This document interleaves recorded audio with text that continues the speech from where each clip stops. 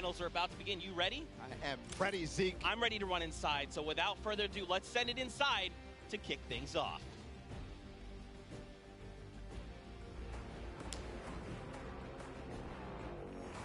No pain, no gain. No guts, no gain.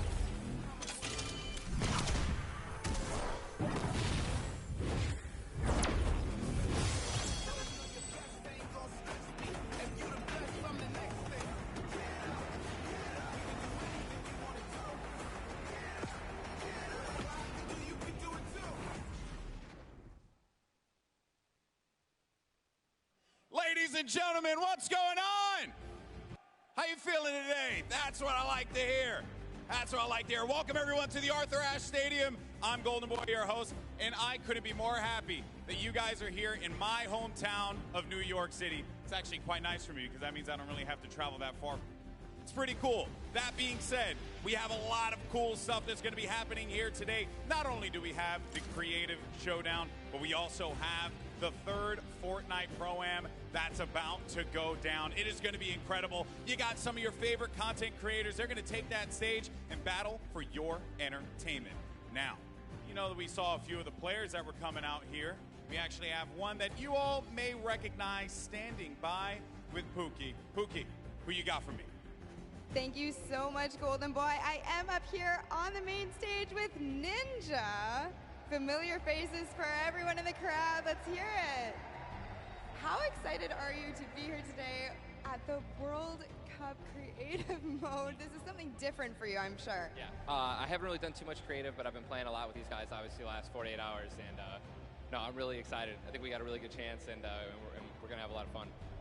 Now, tell me a little bit how your team came together. Yeah, I checked out their clips for the trick shots that they submitted, and they were all, they stood out to me. They were special. And it was just an easy choice to pick these three guys. And, like I said, we've actually been bonding pretty hard the last 48 hours. So team cohesion is an all-time high. Team cohesion, I love it. We should have named you guys the Ninja Trick Shot Warriors, really. That would have been awesome, but there's no, there is a ninja skin kind of in the game, so, we could have had, maybe some of that. That's all good. I like the little whip. I love my little ice cream. And anybody that you're looking forward to facing off against here today? Everyone here, Gotaga, he's my fellow, Red Bull competitor, essentially, and, Scissors because he talks a big game. That's it, yeah. Those two guys, I'm looking out for them the most. Well, he does talk a big game. Let's see if he can back it up today. Thank you so much. I wish you all the best of luck. Golden Boy, what do you think? Well, I think that's pretty awesome because the good news is we got 8 great teams that are going to be playing for a $1 million grand prize in 3 very creative modes, which means today's really all about fun. And who better to have some fun with than none other? You got Monster, Sundown, over at the cast booth. Take it away, fellas. And boys and girls, Jonesies, Bonesies, and everyone in between, welcome to the Fortnite World Cup Creative Finals. I'm one of your casters, Sundown, joined here by Monster. Monster, how you doing today, man? Doing great. This is the moment we've all been waiting for. 10 weeks of qualifiers, and it's all coming to life. And this is what we're here for. Yes, after the 8 trials now, what you'll be seeing on the stage will be 4 sets of 3 matches and 2 never-before-seen maps, and a little refresher coming from the Creative Showdown there with Sky Station Showdown. It's going to be incredible. That's right. So you guys have seen the Sky Station before. Lucky for them, they get to kind of come in here, prepare, kind of prepped up.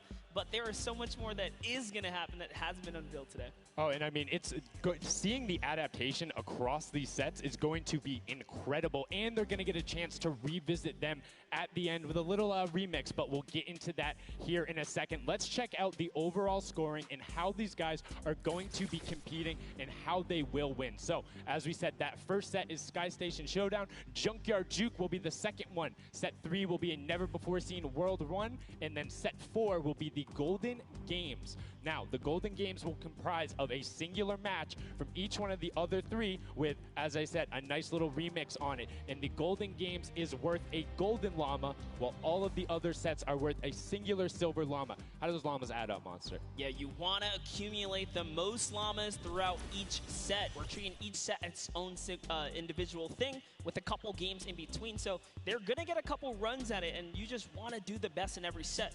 And get those llamas so you can take it all home. Yes, now the winner of the set will go through, and in case there is a tie, it will come down to that golden llama. The golden llama will trump all. Now let's get into the prizing, which will also determine a little bit of the scoring. We'll take a look and we'll throw that up there for you. And the way it ends up working is from top to bottom. Each one of these contestants will be winning money. So everyone is a winner in there, but first place ends up deciding that. And this is per the individual matches, and it's cumulative. It won't carry over through the sets, but they're still taking it home at the end of the day. So you definitely want to get in the top 4 to bump up that score. Yeah, that's right, and that is every game. Per match, we have a big winner. Of course, it's going to be divvied out between everyone competing, but come on, with the amount of games that's going on today, this is incredible. Yes, that is across 12 of matches total. So tons of chances to win prizes from all of these guys. Let's take a look at the roster and all of the teams who will be competing and give you guys a quick little overview. You can see Chicken Champions led by El Rubius, Sunshine Soldiers, got that one right too, Zeke, with Danyan and Achin representing as the captains, Funky Fighters with Tomoya, Cuddle Crew represented by Lachlan. But we got to give some love to the Ravens Revenge. You can see them up there, Little Whip Warriors. We already kind of touched base with Ninja. Llama Record, which you talked about a lot coming up into here, and of course the Fish Fam, who's going to be led by Scissors. And these are some of the creative kings. They've been able to go through, run, qualify. A lot of them have had the world run, or not world run experience, excuse me, but in those death runs where they were doing the qualifications, but there are also some combat aspects. So we've seen Sky Station Showdown before.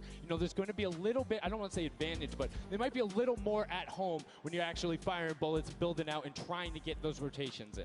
Yeah, I mean, you cannot underestimate any of these teams. These guys grind, and they all play Fortnite. But let's go ahead and take a look at the format here so we can kind of see a run and how they take these victories. So now the VIP will be those creative captains, and they have to be the one in the capture point uncontested to score points. They will get 3 points per second in the initial hills, and then the first team to 1,000 points or the highest scoring team by the end. And also, the creative captains will be wielding the Infinity Blade. That Infinity Blade will be important because they have to get to the capture points, A, B, and C, which will give 3 points a second. And then 7 minutes into the round, point D opens up, where you will get about a lot more, right? 12 points a second. Four times is a lot. That is what you want to do. You want to gun for the point D on the map. That's your comeback, or that's your lead taker.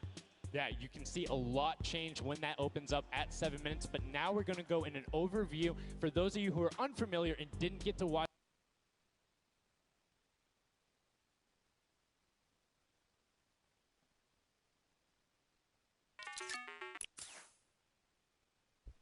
Guys, it froze. It froze sadly. Something went wrong. Players will start Okay, there we at go. home base on the edge Sorry. of this massive flying city. Together, they will push 3 capture circles, racking up points by holding them down for their team. As each team heads toward the capture points, they'll need to protect their team's VIP, who plays a key role in this game mode. If they get eliminated, they'll respawn at the team's home base. The VIP is the only player who can earn points for your team while in the capture circle, earning 3 points per second. They are also the only ones who can wield the Infinity Blade, which deals massive melee damage and enables the wielder to jump incredible distances. It's the rest of the team's job to make sure the VIP gets to the capture circle and stays there as long as possible without being eliminated.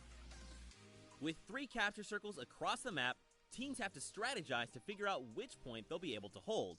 Pay attention to your surroundings, because if lots of teams are fighting for the same point, there could be an open circle elsewhere. Hold up. Did I say 3 capture circles?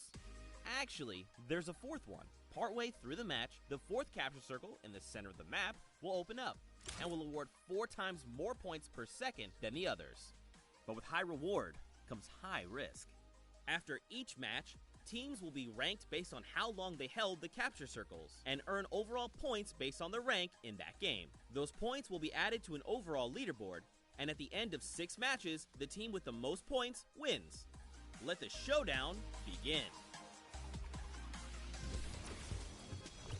Love seeing that and getting a quick rundown on how the teams can go about playing. Now, Monster, I have to ask you, knowing the rules now, seeing the map, seeing the teams, who is your team to watch out for? You know, early on, I thought the Little Whip Warriors and the Fish Ram were going to do good, but hearing from the Ravens Revenge, Gotaga now, I'm just shifting towards Ravens Revenge here.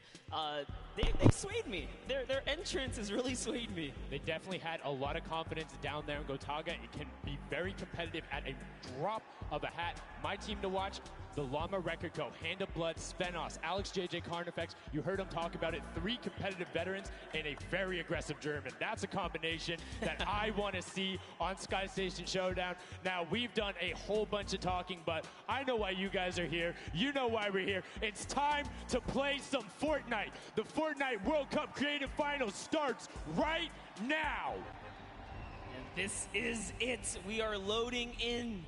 Everyone's hopping out, and they are actually familiar with this map. So we're gonna see the strategies off the bat here. Let's see who can take away and break away with that early lead you saw there. Nice wide shot of all of our captains here. Here it is. Little Whip Warriors in the lead off the bat. Already you can see trades coming out now. A fun fact, the Infinity Blade wielder gets a bonus 100 health and shield, so he's sitting at the 200 mark. On top of that, Siphon is on. If you get an elimination, you get that 50 effective HP back over. That makes the Infinity Blade very hard to take down. They also get those big crescent move jumps to slam down. And as you can see going on the right-hand side of your screen, it is creative chaos all over the place, but now taking in with the Little Whip Warriors as they're able to clean it out, and Ninja's trying to rotate up top. Yeah, I'm sorry to break it to you, but the Llama Record was completely pushed off of their point. And now we have Ninja who's going in with the Infinity Blade. What a player to wield this one right here. Oh, he's getting pushed back. Notice how he doesn't even want to get eliminated. He wants to do as much damage as possible. But is that effective? I think you just kind of reset and you go, or you get up there and you start swinging. The 75 damage hit will be able to take it down, and the Llama Record Company establishes themselves right back up. Now, what's going to be interesting to me is how the players utilize their building. You start with 50 wood, and then if you get an elimination, you get 25 wood directly into your inventory. So if you're able to kind of eliminate out and put pressure down, you can get some ridiculous builds, as we're already seeing on top of the blue hill. Yeah, this is actually a neck-and-neck race right here in the early game so far. Fish Fam, Chicken Champions, and Ravens Revenge are all trading spots at the moment. And Sunshine Soldiers comes right on in to wipe that up and get them out of there. And nice job for Stewart. And look at the Cuddle Crew across the way, just now getting their first points because they've been contested the entire time, whereas Llama Record Company has only had one team coming up towards them. Another thing to note, let's talk about the loadouts here, Monster. What are they rocking? They're rocking everything that you can get in the game, from blue tactical AR up to that hunting rifle. So you have the long range, you have the close range, you have the AR. You kind of just pick and choose your battle, what you want to use. And the one thing you're missing that the Infinity Blade wielder does not have will be 9 impulse grenades. So everyone has a bunch of mobility to be able to get up there. But you see right there, Scissors able to cut down a bunch and get a decent amount of timing. Let's take a look at the score. Little Whip Warriors climbing up, but it is only a 5-second uncontested lead, and they're building on it. Right now, not a lot of points have been scored, which means when that hill opens up at 7 minutes, it's going to be that much more important. Yeah, this is going way better than I expected. There is no one dominant team so far, but the Little Whip Warriors are doing so great right now. There goes Ninja, and he does get traded out. Ravens Revenge kind of takes it back over. Will Gotaga squad manage to hold it down for long enough to get their, points in? Don't forget, he has to clear out the point. If there's someone on it, you're not going to get anything. Right, and as soon as you're up there, if teammates are not building for you, you're exposed for the entire map. Everyone else is able to see you. You can see El Rubius going in, but the double tack plus the Infinity Blade wielder of Hand of Blood. This Llama Record Company team is looking to go platinum with a great defense of their point. There it is, very nice. Finally starting to earn some points, trying to break that, triple digit. Hand of Blood, little fun fact right there. His dog Falco is Germany's second biggest dog influencer on Instagram. That's impressive, but I wonder who the first biggest is now. That's like, is there a statistic for that? Like, do you go down the line? But one thing I do want to note for Hand of Blood, look at the eliminations coming out of the Infinity Blade. Already sitting on 7 and being aggressive. As the more he gets that siphon going, the better he's going to be. But the Chicken Champions come out on top there. No tender defenders are going left. Able to hold the top, and now crawling their way back up there. They're only about like 10 seconds or so behind the Funky Fighters? Dude, wait a second. Where do the Funky Fighters come from? Suddenly they're at the top here, and the Little Whip Warriors have not managed to earn any points. Sunshine Soldiers looking to kind of ruin that festival up top, but it's Tomoya. We touched with him with Pookie early on. He said, you know what, he chose his players, you know, specifically because they're great at death runs, but it looks like they battle it out too. They're doing a very good job of making sure they go at the same time. You can see Tomoya here being patient, doing everything he can to try and find an outlet, but he doesn't want to commit before his teammates are there. He's waiting for Kutu. There they are. Kutu coming up with him as well, and the fight is on, but we switch back over to Scissors just chopping it down, but the fish fam is a sushi there as the retake happens. That is actually crazy. Watch him kind of wait there, prepare the ambush. His team comes up and they collapse on the point, and bye-bye fish fam. And notice they had enough mats to completely encircle the top, but the Infinity Blade will be able to come right out. So instead, Tomoya jumps straight up to just stall out a couple every seconds, because every second matters. As you see Kutu also on 8 elims right now. The sword players putting in work. We have a bit of a tie up top. Funky Fighters and Fish Fam. Llama Records so close as well. This is a close one for the run in the top 5 so far.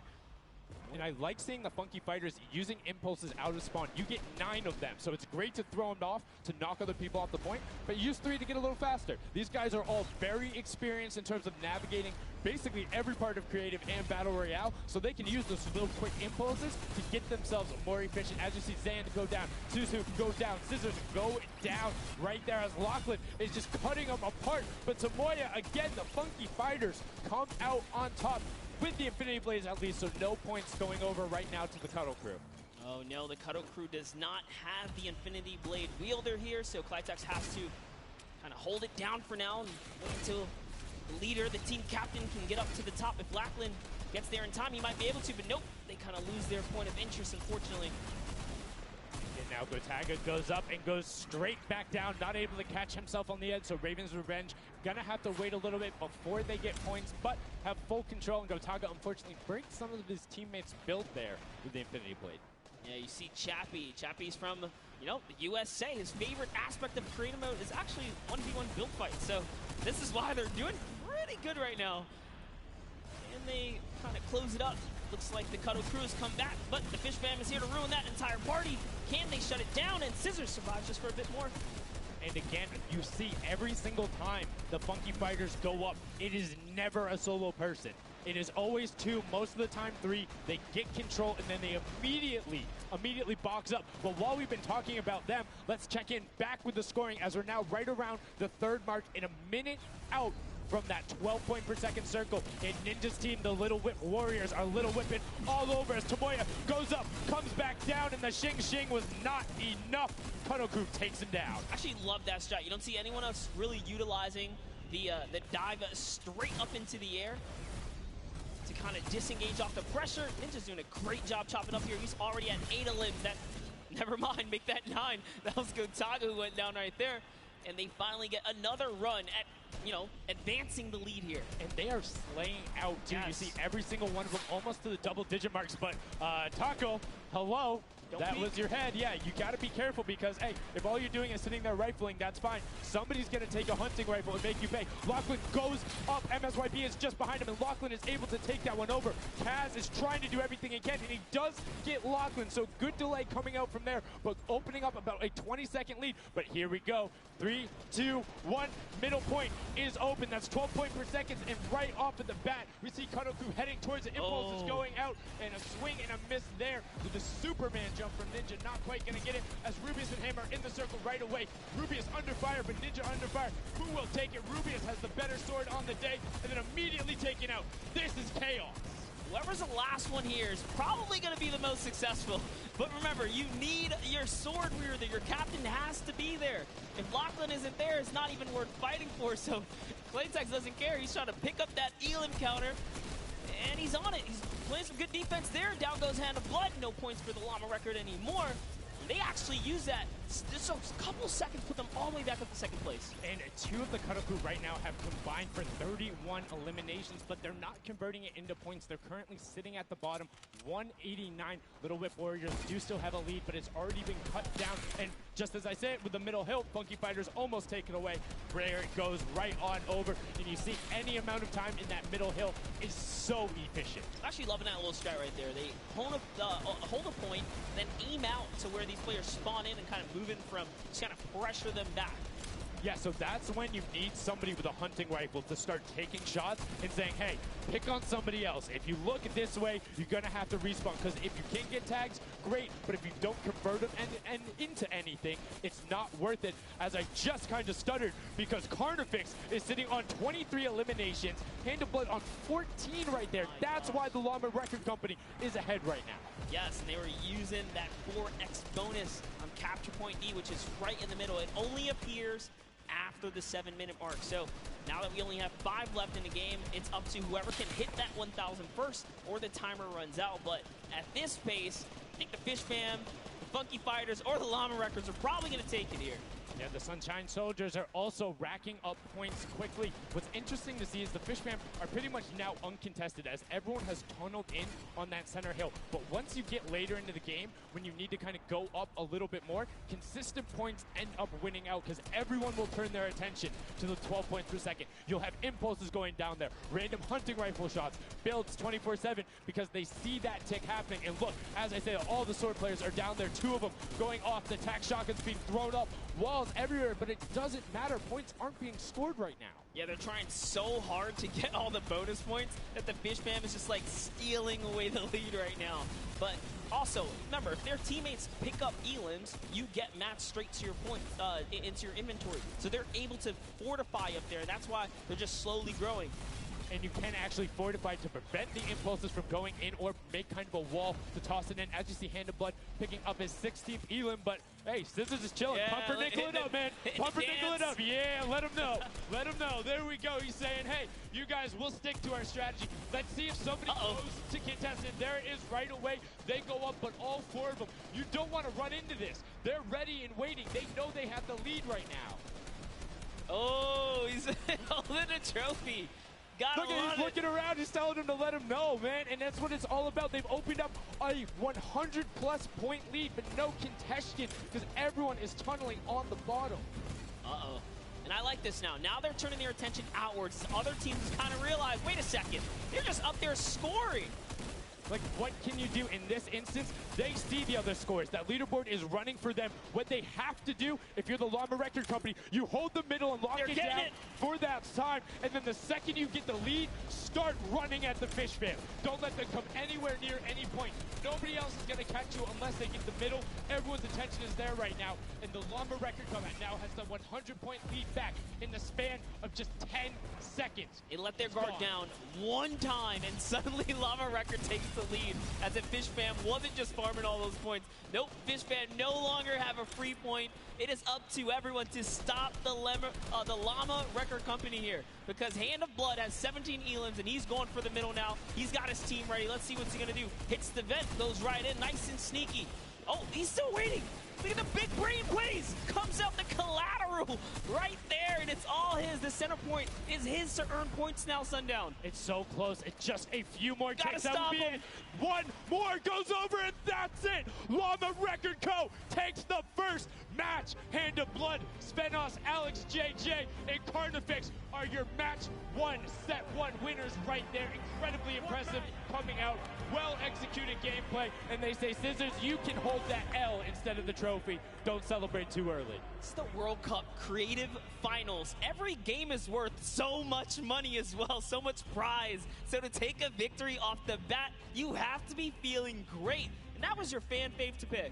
I mean, they had everything going in. They're incredibly confident, but they had to make sure they were able to get it. You can see the last few moments, they'd already boxed themselves up after clearing out the Funky Fighters, who were the only other contestants. The Funky Fighters actually also passed the Fish Fam in the last moment, which is huge in terms of not only the prizing, but what will end up being potentially a llama in the end. That's right. That is right. Loving this replay right there. the let's goes, the energy is real. You can clearly see the excitement. That was a great game to watch. It's fantastic. Honestly, I love Sky Station Showdown so much because I think there's a level of depth there, right? Everything is wood, so you're able to like kind of hit through it, and the Infinity Blade cuts through all of it right away. But the Infinity Blade wielder doesn't have the ability to build, needs the support from his teammates. So you saw the people who were roaming in packs of 3 and 4 incredibly successful. Yeah, it was kind of unfortunate. The Cuddle Crew was like slaying, legit. So many elims, but not a lot of points. And that's because play that split game, it's not going to work out. You have to convert it into control. It is a control the point game mode, and if you're not doing that, the other players are going to be doing that, as you saw right there. And what was unfortunate then for the Fish fam is they got contested twice in a row right after and just couldn't get reestablished. They couldn't group together in those long spawn lines like you were talking about. I mean, they could be painful. Yeah, you know, I was rooting for Raven's Revenge, man. I might have to jump on the Llama Record Company bandwagon. Bandwagon it? Really? One match? Just one, dude. One match? That way. was quick. All right, well, he jumps on the bandwagon. We're going to jump on over to Pookie, who has an interview for us. Thank you so much, guys. I am here down on the arena floor with our champions here. We have the Llama Record Company. Now, have any of you ever played this? Let's go to you first. Yeah, we had a few training sessions yesterday, and we were totally dominating the game mode. So, I mean, we are by far the best team here, and right now we feel very confident, yeah. Well, you certainly played, like, you came a little bit from behind there, so your strategy was kind of like to get those points that are slower occurring at the very beginning, and then kind of go into the middle and kind of start dominating near the end. Who made that call? I mean, that was pretty much me, yeah. Like, we know that at 7 minutes, like, the middle just opens up and you get like 12 points a second instead of 3. So, yeah, we decided to work on that. We weren't that good at first, but we got a strat going. So, yeah, it went pretty good. Speaking of strategy, are you going to carry that into the later games? You're going to change it up? We're just going to do the same thing. Hopefully no one follows us. I mean, now all of your competitors have heard you say that, so we might have to discuss strategy a little bit when the microphone gets turned off. Now, finally, for you over here, how does it feel being here, playing in front of this massive audience? It feels amazing, like it's just a dream coming true. Thank you. And for you over here, you've traveled all of this way to just be here, be at the World Cup. Is it surreal? How do you feel about it? It's an experience. It's really nice. Yeah, and we love Spandau. Yeah. All right, well, we'll talk about that. You guys got to educate me on that. Not sure what that is. Thank you guys so much. Congratulations on taking the first game. Casters, back up to you. Thank you so much, Llama Record Co., Hand of Blood, Spenos, Alex, JJ, and Carnifex taking the very first match of the Creative Finals, the first match on this stage. I mean, it was an impressive format. They clearly had a strategy they wanted to execute on. It took them a little bit to get there, but over the course of the game, they were consistently accruing points. Yeah, I should have known last night they were going to do good. Saw them on the hotel lobby. They were hanging out, literally as a crew. One of the only creative teams that I saw sticking together like a squad. Should have put my money on them. Like I said, bandwagon. It took less than one match in an interview, and he was like, oh, yeah, I'm fully on board. I'm no so problem. convinced. It's all good. This set has been so exciting. I mean, who are you looking out for? Who can contest them? And what do you think the next step is to shut them down? They say, hey, we have a game plan. We're going to do the same thing. And I agree. If it's not broke, don't fix it. Like, stick to that if you're going to keep winning. But what do the other teams do to now make them uncomfortable? How do you go challenge them? I mean, honestly, we saw a lot of that team play out of the Fish fam, right? You wait for your Infinity Blade wielder to come up and then get the team to back them up. You have to work together. And remember, when you catch an elimination, you get mats for it so it can help you build. Yes, mats and the health back, but the first match is done. The second match is kicking off right now, and we will have a pretty good idea of where we're going. I'm excited to see if they can repeat, and now the second match is underway, and right away you can see some players sprinting out, some opting to take some hunting rifle shots as Lachlan grabs that Infinity Blade and goes straight up. And you can see you can actually make it to the top if you hit the vent, jump, and then jump again. 2 jumps right away. Fish fam and chicken contenders. God, awful. Chicken champions. Apologies. Tenders, chicken what? You trying to eat somebody? Tender defender, Let's chicken go. tenders. I know, my fault. All right, here we are. So this time around, the Sunshine Soldiers actually managed to get some points off the bat. very good for them, but Little Whip Warriors, same thing we saw before, how to take, you know, a little bit of the first big step here. I mean, Ninja, it knows those jumps. He's able to get around incredibly efficient, up to the top right away. But the early tack fights coming out, Tomoya able to ruin that one there, but then Tyler trades it right back out. And what really is important here is about establishing control as a team. You want to stay together and just get your momentum rolling as Ninja goes up, followed quickly by the Little Whip Warriors. Ninja goes first, gets one elim, gets two elim as they swarm from both sides. So Ninja was up, two from the back, one from the front. That was a very well coordinated retake. Love how they did that, and now they're all holding it together. Kaz holding on the backside, keeping these players off the ramp, but it's Gotaga's squad who's coming up the top here. It's Chappie, and Gotaga dives right on up into it, and doesn't matter, he just gets taken right down.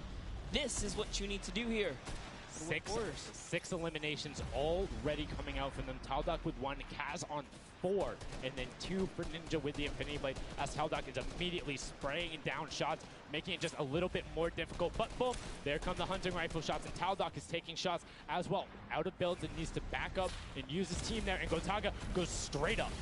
Oh, they need some builds for their backside because they are getting sniped straight out of that spawn point there. It's Raven's Revenge, who they're just kind of gatekeeping at the moment, right? Look at Chappie's like, dude, I can't even go up right now because the team is up there.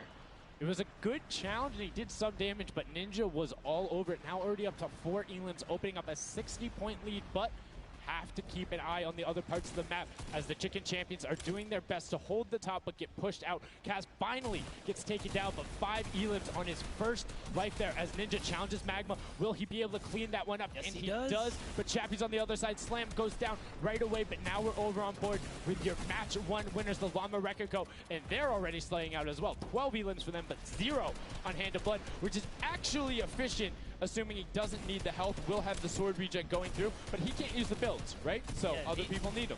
He can't build. He also can't get hit right now, so he needs to be careful because he is one shot away from getting taken out here. But someone dives right on up. He has to put that pressure down, and it's the Chicken Champion to make a quick end of him. And it's their turn to start accruing points, but no. Chicken Champion leader goes down there.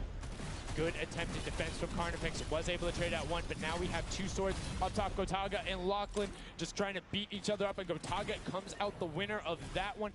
Other Cuddle Crew team does pick it up there. Just remember, it's 3 points when you're standing in the circle. Uncontested, it has to be the VIP in there. When we hit 7 minutes, there's the 4th circle that is 12 points per second. Yeah, this is definitely very intense for Tomoya here, who again has no health. The Funky Fighters are trying to get that dominant lead they had in that game 1. Can they get it? Ooh, knows he's on camera there, gives a little bit of a taunt. And uh-oh, is he gonna challenge? No, stays back, says, you know what, points are more important right now. He's just focusing in on the points here. And you can see the Funky Fighters trying to prevent that ramp coming up. It's very efficient to just immediately, as soon as you come out, have 2 team members ramp up and to the left or up and to the right so you can get up to the first level. However, the Infinity Blade will break that in 1 shot, and you have a ton of rifle ammunition. All of these guys being maxed out on ammo. Let's see here. These are all the spawn points. You can actually see the banners hanging, so you know if you really want to focus in and kind of shut down a team, you totally can. The Llama Lords are not doing great this game. No, and this was the double jump I talked about. Ninja goes straight up. That's the first elim. He's going to be able to point his camera, go up, and challenge as soon as the team decides, but instead, going to save that jump to be more impactful. Raven's Revenge trying to get pushed out right here. Gotaga and crew doing everything they can, but Taldock is going up the back. Chappie gets taken down for Ninja's 8th elim, and he jukes him out, going straight back up top. Gotaga, does he have the health to take it? First swing comes through, and Ninja goes down. Yeah, he just needed another elim to put him back in the game. You got to get that siphon bonus. You don't get the heals. It's really rough, even with the Infinity Blade to heal up, because, you know, the heal time is kind of slow. It's very slow. You can see the tick going up there. It's not something that you're going to be able to rely on, particularly when other players are getting the siphon off. If they're the ones trading out the shots, they can quickly change HP, and those are long animations. But look at the challenge. The 3 different teams going up, and now it's just the Fish Fam and the Cuddle Crew. Lachlan doing everything he can. Zan goes down, but tries to create a little bit of space, eats the headshot from Suzuhu, and disengages. Cuddle Crew finally getting a couple points here. It's been pretty rough for them so far on this map here. You can see this struggle just a bit. The story has definitely been Ninja's supreme dominance so far. He's doing pretty good right here. And even with no health, says, you know what? I'm not going to give away 3 points. Might as well go for it. He was so close. Yeah, you can see him calling out the whites there on the sword, knowing they only need a couple more shots to get it as we switch back on over to the Cuddle crew, who've established themselves there, but are still struggling to kind of get the points. The first time we're really seeing them all together, but Clydetex immediately gets ripped from the spawn. Yeah, Lackland's team needs to represent. There they are. They're finally starting to score it up. He's got a couple of eliminations. You can see X-Sandy here. 16 Elim, so definitely has some Slayers there. Yo, they need to figure out their game plan because they're getting Elims and putting things together. They have solid numbers. They're just not getting the right hill time. Maybe it's go somewhere else. You don't always have to go to the point that's directly in front of you. Go contest someone, or maybe just go mess with somebody at their spawn. Delay them so they don't rotate towards you. Like a number of times, as you said before, you can see where people are spawning. If you want to go deny a team, you can send somebody to deny them. Just know that player is coming back over and over and over with likely more resources than you. Every single time. And look at this. The Little Whip Warriors approaching that 400-point mark. And in just 1 minute, that new point capture D will be unlocked in the center of the map.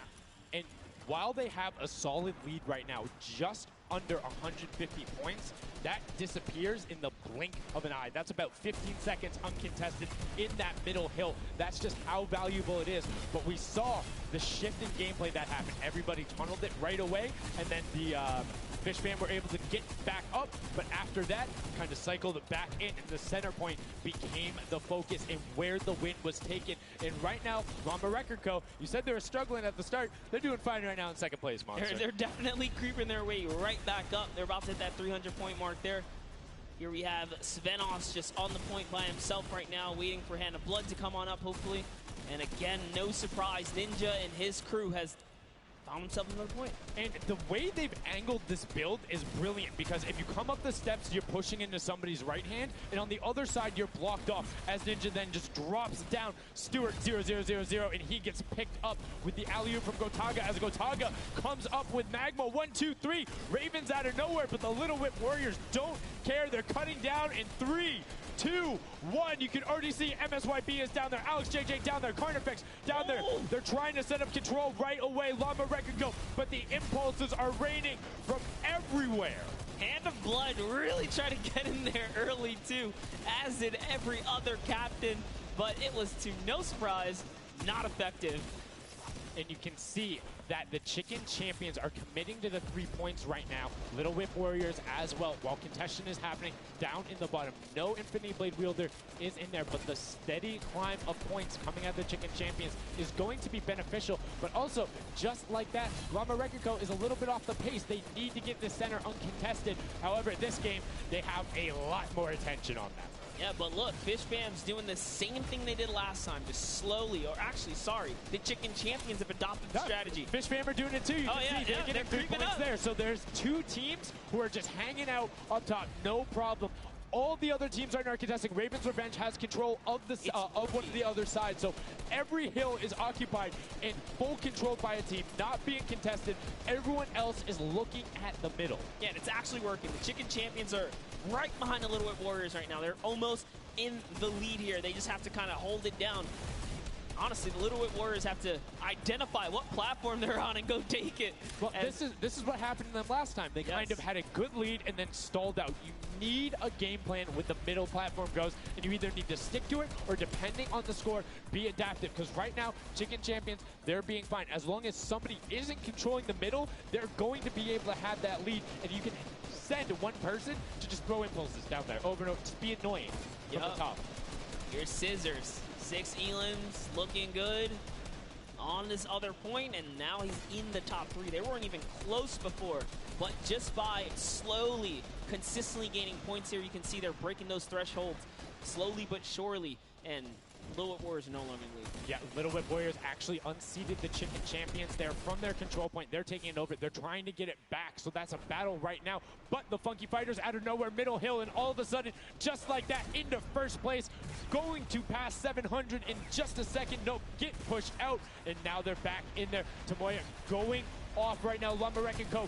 down there and trying to push him out, and you can see they're contesting it over and over again, but they're not getting the points they saw last game, falling off the pace. Yep.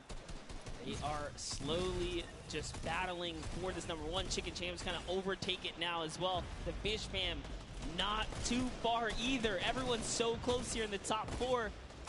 Don't forget, if you take a victory, you win 55,000 bonus in prize. And right now, Suzu is going off 21 eliminations. And right as I say that, apologies for the caster curse, but 21 eliminations from the Belgian. He loves practicing his builds in creative and is showing it off here with really clever defensive cone edits up there. But right now, Little Whip Warriors are going at it. Tomoya gets the better of Ninja and he gets cut down, but Funky Fresh Fighters then get sent all over the place thanks to the impulses from above.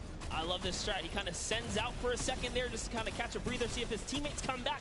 But unfortunately, the timing was just a bit off. And the Llama Record Company now control the middle point. For how long, we will find out here, as this is their comeback story, because they need these points desperately here. Hand of Blood still alive, just long enough to get a couple of more points. But Scissors is playing the long game here, just eating away at the threshold here at the top. So Suzu isn't grouped with them. I'm assuming they've sent him to just go either watch middle and be their middle control. No, he just came up the backside. There you go. And just like go flying at people as the Cuddle Crew come up in a very well coordinated pinch. 3 from the side and Scissors gets taken down. But the Funky Fresh, oh no! No, they got 1 stopped. point. Well, 1 point. Yo, so if you are the Fish Fam or Little Whip, right now you have to send somebody to stop them. If that Infinity Blade wielder gets out of spawn and goes anywhere for 1 second, they will win. Somebody has to deny him. It is all on Tomoya. Anywhere he goes, it doesn't have to be the one near him. If he touches the middle, a singular, uncontested second will be the victory for them. These are the final moments here, Sundown. Look at him. He's got a slight grin on his face. He wants to do it. Is this the point that he's going to make it? Here it goes. He takes the stake. He does miss. He's going back for it now. His team's up there. All he has to do is swipe just a couple of times. Can he win this straight? And he does not. And as you watch, check the points on the right-hand side. Nobody is climbing up by the 12s. And as I say that, Llama Record Go gets the control there, but Little Whip contesting them right back. Funky Fresh Tomoya will be back and looking to find it, but the contestant is going for the middle. Here's Tomoya. He knows just a second in there. Uncontested will be enough. Can he get it? Oh, no, he doesn't. He got knocked down. The impulse grenade at the second he landed knocks everyone out. No one's in there. Can he find it? And he does. That's it. His feet touch the ground. The impulse doesn't go off. Tomoya takes it for the Funky Fighters with some brilliant teamwork. What an intense endgame, too. Get taken out at 999 points. Really, anything can happen in those final moments. I'm telling you, I love the Sky Station Showdown. Can't wait for more people to start playing. And the Funky Fresh Fighter right there celebrating with his team. You can see them just so excited, so happy. Let's take a look at this final replay. Now, again, we talked about it. The impulse is being a great denial tool. Right there as the player goes down, sent back out, goes in, but misses the jump monster. He almost had the flashiest ending ever. Just kind of diving in and wrapping it all up. But it was just good enough. Like you said, he only had to stay there for a bit. And even with the impulse bumping him out, that's it. And I mean, you saw the impulse explosions the second after going off. The team's doing everything they can, but it was not enough to shut down the Funky Fighters. Tomoya, Kutu, Huzi, Dracius, incredibly well done to take the second match of the first set at the Creative Finals. Yeah, you know what? I am a Funky Fighter rooter and supporter now. I'm rooting for them. Really? I can't do it. Okay, just gonna bandwagon right after. Yay, the next team who won. I'm their fan. But no, great performance coming out from them. And it's one thing we talked about, right? The adaptation that happens from match to match. Llama Record was like, oh, we're gonna stick to our game plan. That didn't work out. Yeah, it really didn't in those end game situations. They really just kind of crept up and snuck and took the entire competition. They did, and they were able to make sure that they got time in the middle when Little Whip and that team weren't able to get there. Llama Record and Little Whip were going at it constantly. Funky Fresh were just able to step there. Yep, and that's just kind of how it happens, you know? Now they find themselves one step closer to taking the Silver Llama for this set. Because remember, at the end of the day, these are just the games, but they have to take the entire set now. Now the pressure's on. The pressure is on, but the Funky Fighters have a little bit of pressure off of their shoulders because they know they got that top spot. And we have Pookie standing by on the top deck with the Pooks. What do you got for us? Thank you so much, Sundown. I am down here with our second game winners here. Congratulations, guys, first off and foremost. Now, I got to talk about the moment where you guys were just sitting, you needed 1 point left to win. What was that like? I was really nervous. Like, I was just imagining, like, losing with 1 point would be terrible, so we just tried to get 1 more point, and we did it, so. It was definitely devastating. I was screaming in my seat. I heard all the fans in the audience screaming for you guys as well. So going into the next games, what do you guys think your strategy is going to be? Are you gonna keep doing what you're doing, or going to mix it up a little bit? I think doing what we're doing is fine, because first game we got second place, second game we won, so yeah, we're going to try and do the same thing and hopefully win again. And hopefully have more than a 1 point buffer, right? Yep, yeah, definitely. For sure. Now, just coming over here to you, what has it been like to be here at the Fortnite World Creative Cup, just playing in front of this audience, you know, hearing everybody cheer for you guys to win? What is that like? It's fun. That's the only thing I can think of. It's fun to compete against everyone else, meet your teammates, and just have fun. Yeah, and have you guys had a chance to play together before? Is this your first time playing together as a team? I don't hear it, sorry. Is it your first time playing together as a team? Yeah, it's the first time. Well, you guys definitely make it look super easy. Thank you all so much for being here and talking to me. I'm going to let you get your synergy back together. Sundown and Monster, back to you up at the desk. Thank you so much, Pookie, and the Funky Fresh Fighters. I mean, their game plan has been solid. Second place, first place. Now, I understand why you might want to bandwagon a little bit, but I'm still going to hang out with my Llama Record Co. But I want to talk about the changes we saw from match 1 to match 2 in terms of gameplay, and was it what you expected? Definitely not what I expected. I thought Gotaga's team was going to come out here and crush it right behind the Fish Fam, but as you can see, huge upsets. Anything can kind of go either which way, and I mean, talk about like kind of beginner's luck or something like that. You just put a team together. They didn't practice. They're just coming out here and wiping players up, so a lot of talented players here at the Creative Finals. I mean, Tomoya talked about it. He was like, hey, when I pick my team, very confident there with their death run ability.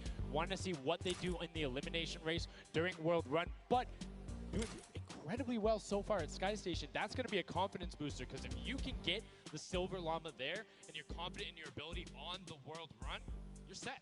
Yeah, you're just one step closer. So with the first place and the second place, they're clearly having a good set so far here at the Sky Station Showdown. Yeah, it's been very well done from them, but it's still anybody's game. Don't forget, the winner of the Silver Llama is the one who has accumulated the most prize money across, which equates roughly to placements, but you don't get punished if you're placing in that bottom half. 4th through 8th, all receiving the same amount of prize money in each one of the matches. Yes, everyone is a winner. So you really have to fight till the end, regardless if you're in the lead or not. This is why these guys are going for it, because this is life-changing prize money on the line. And I mean, we've seen the difference, 10 seconds in that center circle, 120 right there. It makes a huge difference, but enough of us breaking it down. We're going to throw it outside to Bala, because he's going to show us what's up with the tactics. Bala, what do you got for us?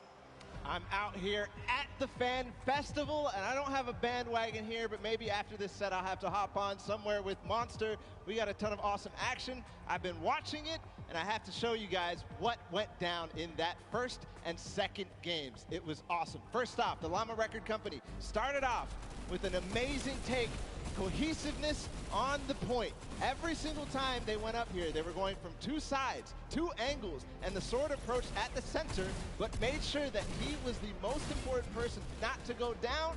You see there, Hand of Blood and his teammates all backing up. He's gonna have an engagement on the side. These sword fights are really easy for him to just mow it down, but immediately as he realizes his teammates are up on the point, about to get up, about to push the ramps, he comes up from the side, slices and dices, but meanwhile, they ended up falling down the leaderboard. If you look at it now, where they're at, they're only in second place. Fish Fam was ahead of them.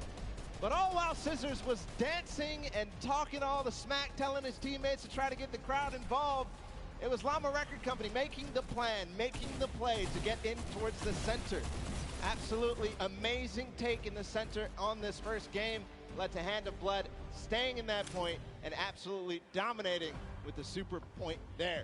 Guys, 2 matches down on Sky Station Showdown, 1 more to go. We'll see where Monster lands at the end of this, because I will maybe join you on that bandwagon. Guys, take it back.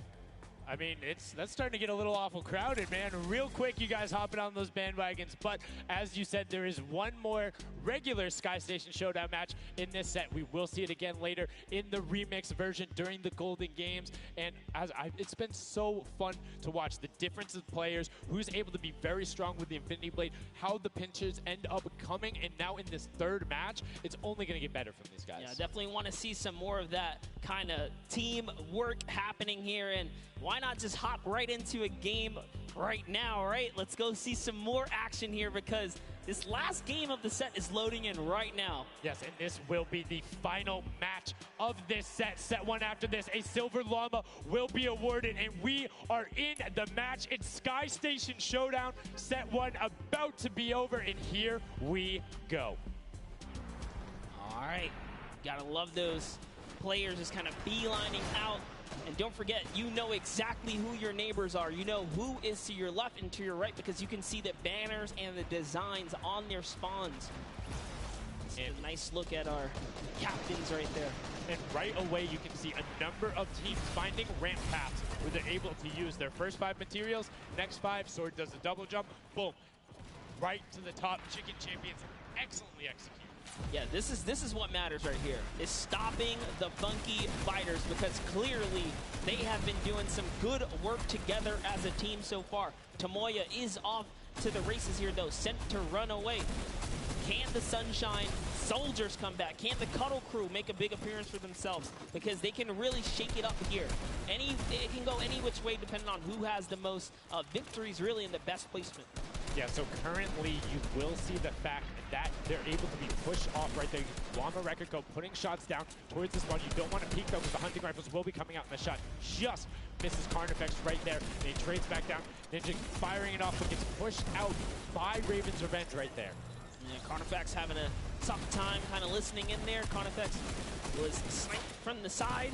Now we have Taldak here jumping right in from the Little Whip Warriors. He's going toe-to-toe. Otaga's down and out. So, if I'm the Llama Record Company, and I know I've won a match, and then I did okay in the last one, they were in 4th, so they were there, they were close. Funky Fighters have a win in a 2nd place.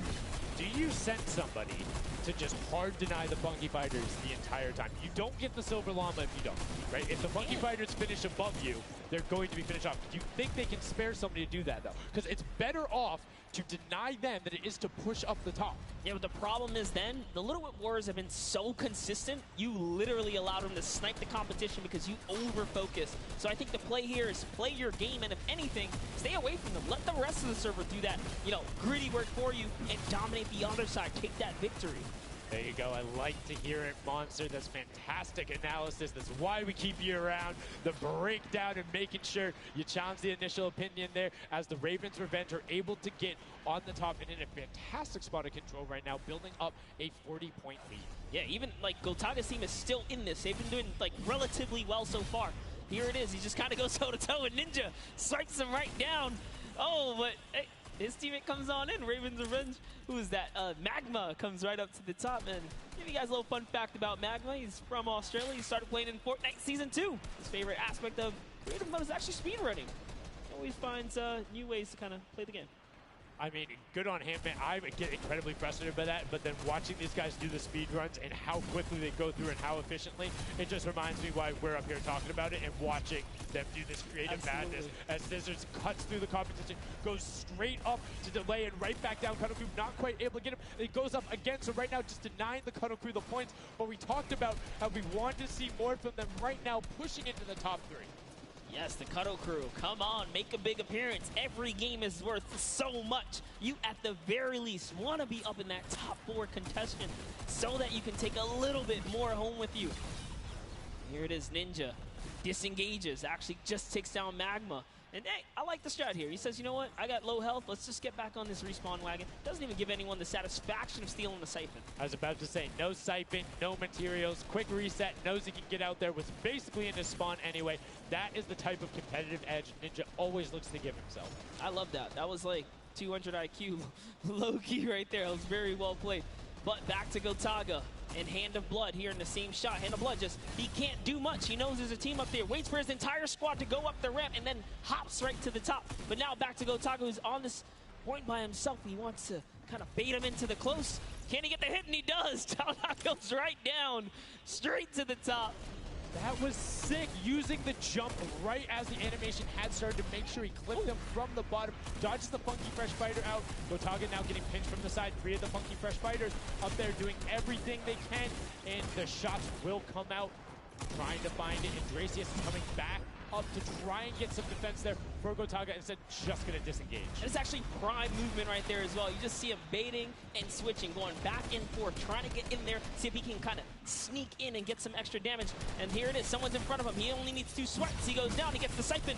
Oh, cannot convert another, which would have kept him in the game. His teammates are here though. We're seeing a lot more points being assorted. It's a little more top-heavy this game, going towards the 10-minute mark right now, with Raven's Revenge and Llama Record Co. 100 points clear of the rest of the field. Unfortunately, though, the Funky Fighters have fell to the bottom of the totem pole. If they can't come up to the top, they actually are pushing themselves way out of the average, running for the win of this set. So they really need a massive comeback here. But Savenos is showing why he's here with 13 eliminations already, and bye-bye. Ball's down. Lucky for him. No ball damage. Yeah, it does reset, and that might be one of those moments where you opt for deny, and in fact, he does saying, hey, I'm at 5 HP anyway. I'll see you in a bit. I gotta respawn. Smart play for him. Sunshine Soldiers having a spot to themselves as well right now. Not quite sure who they pushed out here, but the impulse are flying overhead. And Gotaga, they're doing so good at holding the point here, and this is why they're in the #1 lead. But they don't have too much cushion to play with. No, particularly when 12 points per second on that central point. B is open. Gotaga checking his surroundings. No shots coming through. And RTA actually using the door edit and just a little counter edit to make sure that nobody is able to come up and contest him, and just starts raining shots down towards the Little Whip Warriors. Raven's Revenge making their lives difficult this game, but up comes Ninja. RTA goes down. Chappie goes down. Ninja gets the slam. Gotaga, will he be able to find the last hit? Ninja intelligently backs away and strafes it out. Teammate picks that one up, and they get control. Yeah, I love how he played that, stepping and sidestepping so that he can just stay alive, because it doesn't matter if your team successfully wipes a point. If you don't have your captain there to seal the deal for the points afterwards, then you cannot earn anything from it. Here comes Gotaga. He's throwing himself into the fire, straight into the point there, and he gets taken out. Here it is. Tomaya's team has fallen to last place. Can they make a miraculous comeback here before the 7-minute mark? Maybe kind of get themselves in the running. They're trying their hardest. And I mean, generally we talk about caster curses. It might be like player jinxes going on right now. Everyone's saying, yeah, we're doing well. We're going to stick to our game plan. That just shows you no one is safe here. These guys are evolving, and they're playing a better game after game. Here goes Scissors. He needs one more swipe there, but Clytax wins the small engagement. And Clytax has been fragging out. He's been playing so incredibly well, being aggressive, getting in players' faces, and doing it all with that rare tag. But he's been consistently highest up there in terms of the elim. You see Portugal trying to get some pressure down, but good defensive building there from Kororo. Ryan Frantic comes out the side and cleans it up, but there is Hand of Blood coming directly down. Danya is also up there. We got a 3-way battle, but it's 4 chickens saying, this is our roost, get out. That's right, coming right up to own it all for themselves. Rubius doing so good right now. He's from Spain. He actually has a record on, was it YouTube for live streaming? 1.1 million viewers, imagine. Yes, one of the biggest content creators in Spain. Will they be able to push down towards the middle? As you can see, Little Whip and Llama Record Company already down there. We've seen this story before as the Funky Fresh Fighters go in, but you can barely even hear the shots over the impulse grenades going off as everyone's like, no, we've seen how this goes. The Funky Fighters need this. The Llama Record Company need this. So many of these guys, it's riding on this game right here. They have to get as many points as possible. But even with the 12-point one, we haven't seen a lead like this from Gotaga and crew. They are nearly 300 points clear of the next team. Nobody else is contesting there. The Cuddle crew has now been able to catch up a little bit, but they both just established control in their top zones, and Cuddle crew won't pass Raven's Revenge by just sticking with 3 points. They're in a fantastic spot to win this match. Yeah, they've actually been very consistent as well, right? They've been doing okay in that top 4, just doing a pretty good job at staying relevant after all of these rounds. So if Gotaga's team takes this, we actually don't know who can take this set right now. It's actually that close right here. The Little Whip Warriors have kind of fallen down a bit here, but Funky Fighters clearly in last place is not good. And now, right now, you can see Tomoya coming in, doing everything he can to knock it down. Carnifex challenging as best he can, and Lachlan is just hanging out inside the cone. Lachlan's doing a great job here. He's just kind of hiding, loving the low profile kind of position and take here on the point. He was hidden, but hey, he has to come out now and defend themselves. It's 3 chickens who surround him and take down that Cuddle Bear.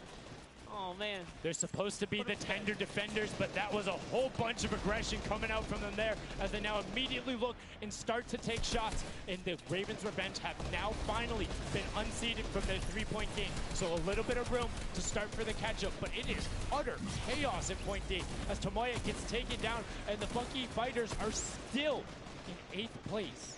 There's still 55,000 minimal on this game alone here. You want to win this one. Ravens Revenge, can they hold it? Or will Cuddle Crew find themselves a big piece of the pie here? Because we're in New York City, you know, you got to make pizza references. That's how we're doing it. Here comes Gotaga kind of hopping on overhead. And all right, he wants more points. He's hungry for it. It's unfortunate they're just clipping off the side as Magma goes down, sitting on 23 eliminations right now.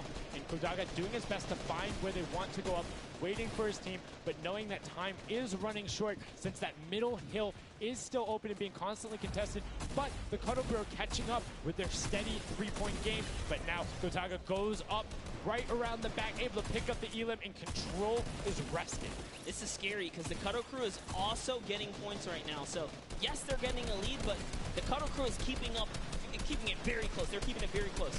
This is what we were talking about. We wanted to see a strategy come out, something defensive where you can get your control. They have now walled them off on each side, thrown a cone on top of them, and they have firing angles towards the other 2 platforms and towards the spawns behind them. Nobody wants to go contest them, but right now, Gotaga, oh, we saw what happened when Scissors did that. Don't count your chickens before they hatch because they're catching up right now. You can see that 12 points ticking over, but they do still have a lead as players are trying their best to deny Ravens Revenge. Yes, you have to keep him safe. This is the protect the president strat at its finest. Cuddle Crew still gaining points. Llama Records still getting points. In comes the fire from all the other platforms. Cuddle Crew's putting on pressure. They don't want to give him the freebie here. You have to look at Ravens Revenge, though. Everybody is so focused on the middle. Nobody is going and challenging the top team. You know they're over there. You know they're uncontested right now. You have to be putting shots down there. You have to find the tags under Gotaga. There it is. And they got him. They got him the difference now. Look at the Cuddle Crew climbing up on their consistent 3, but they still have control of the top. They just don't have their sword. It's 2 hops to get up there. That's right, and now Lachlan can just sit here. He can just hang out, earn these points. This is what he needs to do, and he's almost there. He is almost there. The first place can be his. Right now, he can take this lead, Sundown. But they got control at the same time. It's literally ticking over a half-second away from each other. The shots are going. Cuddle Crew has the lead, though. Will the shot be able to go through? Yes! Cuddle Crew gets taken down. 999, 1,000. Gotaga and Ravens Revenge in the closest nail-biter yet. Edge out the Cuddle Crew in 2 teams who we said we wanted to see more. They brought more. Are you kidding me? The Fish fam step up and shut it down. Just the fact they stepped on the point, they couldn't earn points and they lost the lead. They were just a tick ahead. That could have been their game. I mean, it's just, let's check out the replay. You can see the counter in the top right, but the Fish fam going up and challenging on the other side. You can see them hopping up there. No one was at the Ravens Revenge as soon as they were there, and the celebration too. You have to be excited when you see that Victory Royale screen pop up when you're up there. I mean, what's it like to win a game on that stage? I have no idea. Those guys do, though. We you know, at some point before the day's over, we really got to recap the other point of a point of view there, because they had it. They were 1 tick ahead. They were there, knocking on the door, 55,000 away from bonus prize on top of this entire competition. It was right there. And it got taken away, and this is why I love Sky Station Showdown. The clutch little moments, the interactions that happen, very similar to Battle Royale, where every single thing that is happening on the map can affect the overall end result of the game, as you see there in Ravens Revenge, closing it out. Gotaga, the competitive veteran, able to clutch it up in the final moments. Magma, Arthier, and Chappie as well. Just a great performance out of them, taking the top spot in the final match of the first set. Now I get to say, I was right the whole time. I started off with, Raven's Revenge, kind of making me feel like, hey, these are my guys. Let's go with your gut, guys, all right? Raven's Revenge, that's who I said when I started this whole thing. Told you. He's not wrong. They were able to take it there, but we're going to throw it up top to an interview with Raven's Revenge with Zeke. Zeke, you there, buddy? I am here, son. Now, thank you so much. Fun fact, Monster did in fact say Raven's Revenge would win. I've got your back, Monster. I am here. You guys got your revenge. I got to ask, first question to you, Gotaga. How does it feel to be here in the stadium, the fans, the roar, and to be facing off against your peers? Was it what you expected? Honestly, it's crazy, and I have a really strong team. We are learning a lot from our mistakes, and I'm so glad to be here, to be honest. I don't know how to describe it. It's pretty crazy. It's pretty crazy being here. I'm right there with you. All right, so now who's the overall shot caller? Is it Gotaga? Is it you? Who is it? Kind of all four of us. We were playing too afraid at first, so we just had to go in there and just kill them as fast as we could and then spawn trap. That was our goal.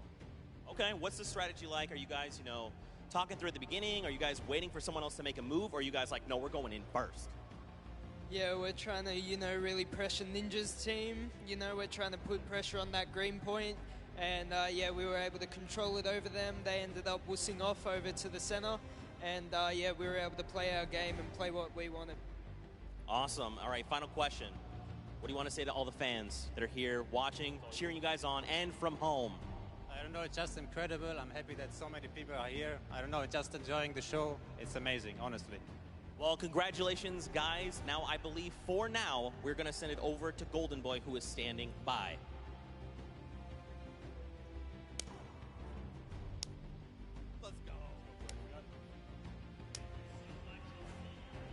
Going on there, and now what we're doing right now, hanging out as they walk back over, just brilliantly done there from RTA, Magma, Chappie, Gotaga. The teamwork from them was just on point. You talked about it, all four strong players from Gotaga, and they're happy with the final result, and that puts them immediately into contention because it's cumulative prize point to find out who will take that first silver llama and kind of get a leg up for the rest of the creative final. I actually want to touch on something that, was kind of interesting. He called Ninja's capture point the green point. These guys are like that focused here. He's like, okay, we know who's kind of farming which ones. And they're shutting players down, shutting down their competition so that they can take these sets. Well, that's the next step, right? As soon as you're immediately in there, and that's the big part for Sky Station that I enjoy, is you have the ability to see where the other opponents are in relation to you for score. So if you want to go and try and make somebody's life difficult, you might not be maximizing your points, but you can effectively help your team the most by just denying the other guys and being like, hey,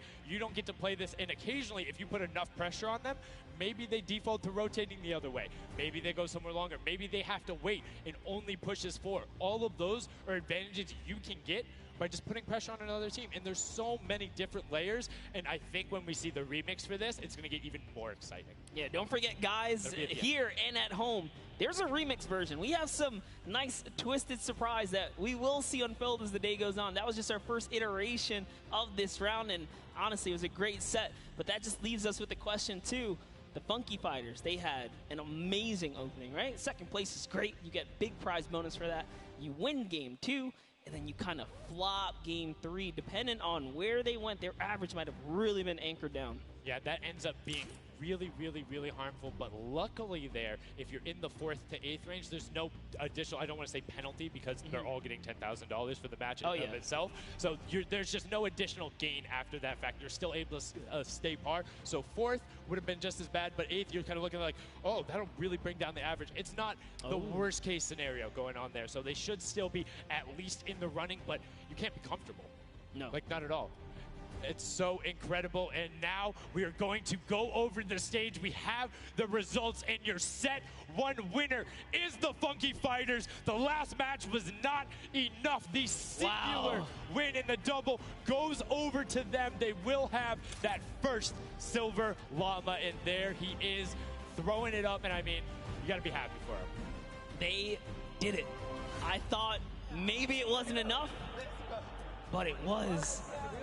Love this celebration right here. You kind of are like, it's a little, I don't want to say like bittersweet there, but it's like, oh, you kind of like get pushed out in the last game, and then boom, you get it. But now the Silver Llama, but they're happy. They realize, and the big thing, that gives them a leg up for the rest of the competition. If they can win the next match, another team has to win both of them.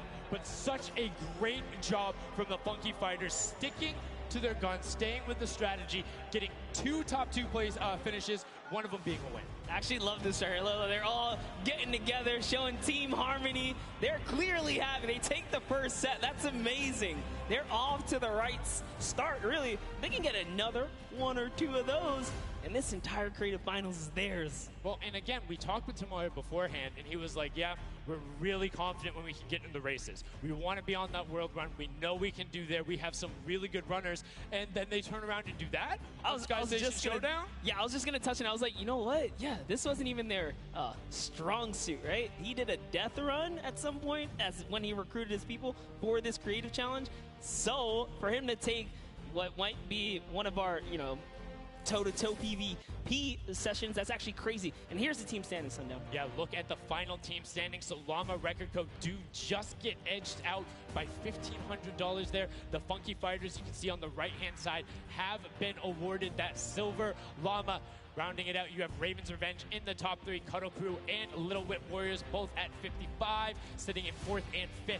Fish Fam, Sunshine Soldiers, I almost got that one, 6th and 7th, and then 8th there are the Chicken Champions. But this is set 1 of 4. There's still tons of creative games to be going on. I mean, it's been so good, and like we talked about earlier, we have a never-before-seen map and game mode for you guys. Now, I know we released Prop Hunt. It's something that's kind of similar to that. How many of you guys have played Red Light, Green Light at some point in time, right? You've been there, you've done it. I know, whether it might have been a little while ago. Junkyard Juke is a red light, green light prop hunt version where you will have 2 teams sitting up as guards, 6 teams running. It will rotate through every single one of the rounds, and here you can see how to win. You have to dodge those guards, sprint into the center, and incinerate yourself in order to get those points. There are 4 rounds per match, Monster, and how do they score? Yeah, but also, before we get there, you only get to be guard once. And while you're guard, you do not accumulate points. But yes, the points come in through the props themselves. So when you are on the prop side, you want to choose small, medium, or large objects and try and get it to the incinerator under the guard tower. So it's actually really difficult. And like you said, it's a hybrid. It's a red light, green light / prop hunt style. This is a pretty tough game mode. We've played a fair amount of it. I got my hands on it. This is actually a lot harder than it kind of sounds. So it's something that is just completely different. I don't know how many of you guys have played Prop Hunt. Definitely check it out. It's on the Creative Islands. It's a lot of fun, but this brings an additional aspect to it. The guards are able to have the denial. You're able to plan routes out, and you can have strategies, right? So, hey, maybe I want to run all big props the whole time. Don't give it away. Don't give it away. There's tons of different things. Let's check out the format and see what these guys, how they're going to go through, what the map looks like, and really get an idea of how the game is played.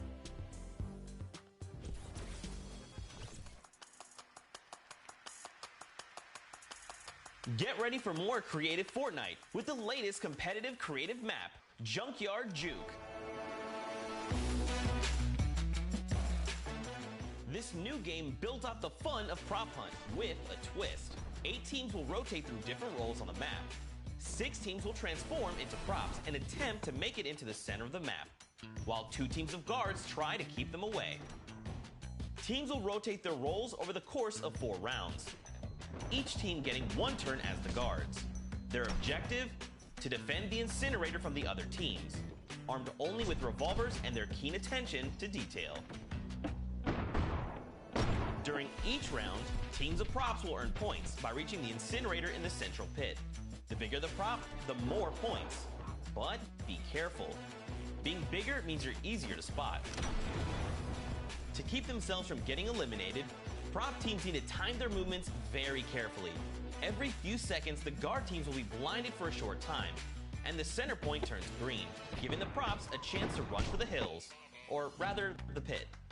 Once a prop reaches the goal, they respawn at their home base to start over, running as many props as they can before the match ends. If a player is eliminated, they also respawn at their home base and need to start the trek all over again. After 4 rounds, each team's points from their prop rounds will be combined, and the team with the most points wins the game.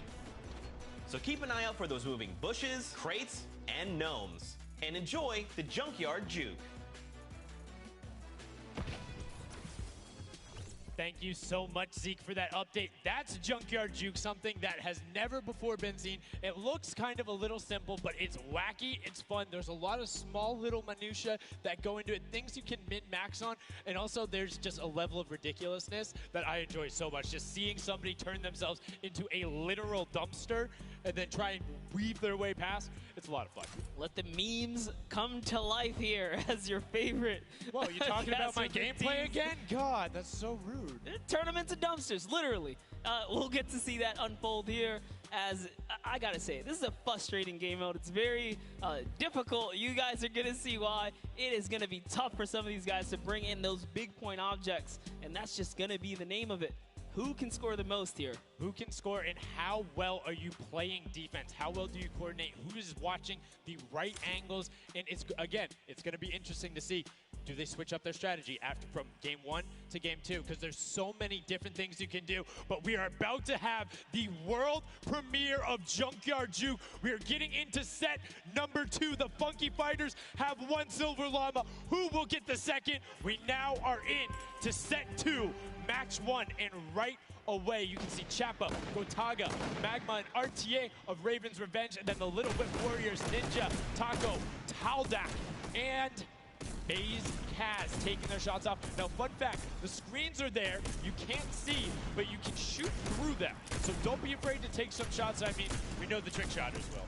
Yeah, some people are already shooting. They figured that part out. But it looks like Chappie hasn't quite yet. He's kind of looking.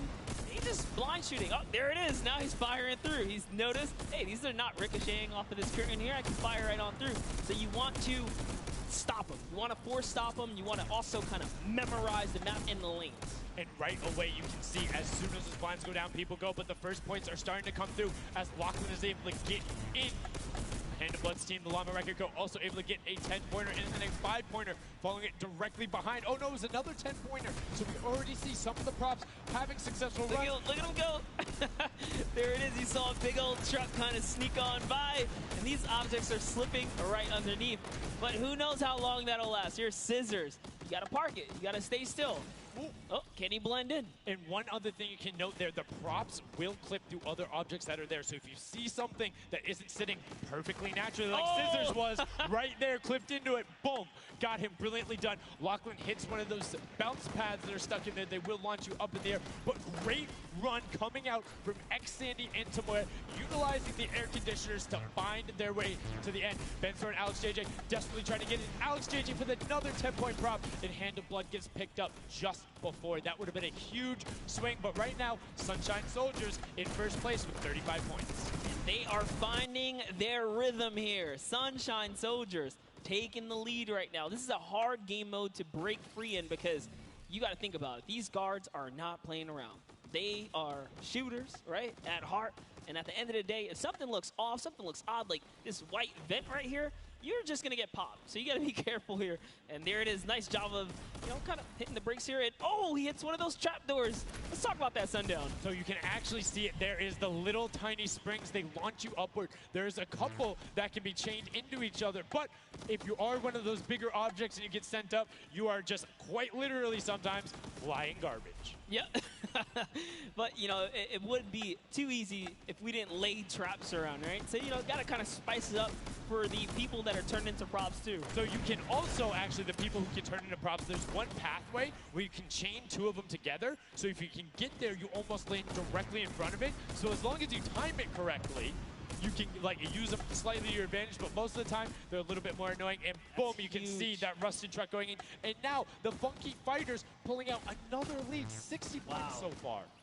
And this is something important to know, guys. You have to get it into the incinerator, fully processed before the timer counts down, or else your point will not be processed. Which is a big thing on the min-maxing. What we mean by that is maximizing your efficiency. So if you were to get the most points possible, you run only 10 points the entire time, not only because they're worth more, but they take less time to sort because they're the first one that goes through. The two-point props are able to run, I don't want to say relatively easier, but much easier compared to a dumpster and a card, particularly because you have cover.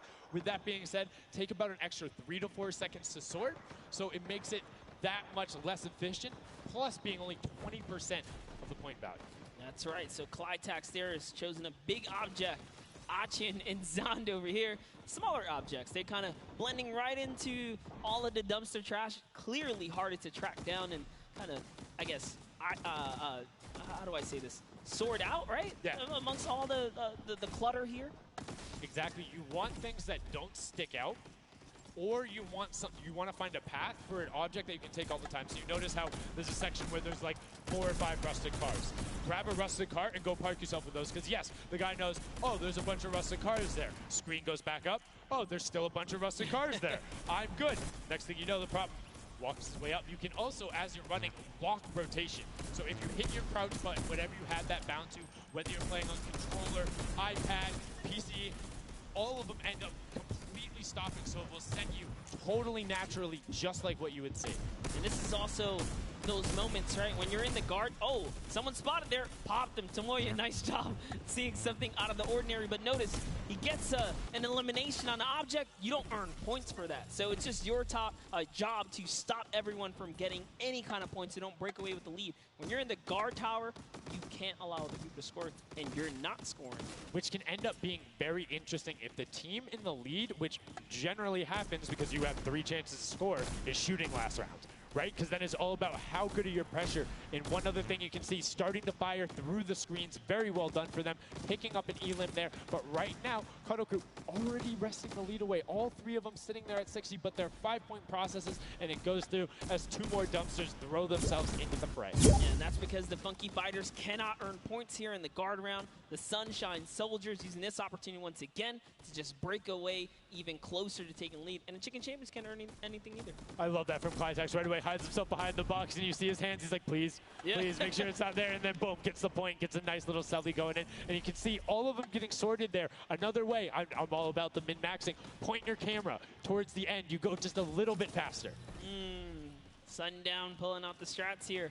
The question is, can our competitors figure it out fast enough with their limited amount of games here? But 20 seconds on the clock. Can he get this in time? Remember, you got to grab the dumpster, drop the dumpster, and get it processed. That was perfect. That was so good by Stuart000 because he dodged the little springboard there. You saw him look at it and be like, oh, no, I'm good. And that was the last run. None of these props are going to be able to get sorted. Lachlan gets picked out at the end. You can see 3, 2, 1, but not going to be enough. You need to get all the way through and sorted on the point as the rest of the denial comes through, and we're going to rotate the guards up again. Yes, so we will have some new guards take their place. This is honestly Chicken Champions' opportunity to start scoring some points and hopefully close up the gap here. The Sunshine Soldiers are now at the bottom layer of the guard tower, and the Fish Fam are at the top. So it is time to kind of mix it up. My eyes are on the Funky Fighters right now. They are doing great. They're very close, and on top of that, they're the team with the Silver Llama. Yep. As we've talked about, they are so incredibly close, doing everything they can to push towards the top. And you can see they got a lot of elims, too, in the round where they were playing defense. So not a ton of scoring going past them, only 35 points off the pace.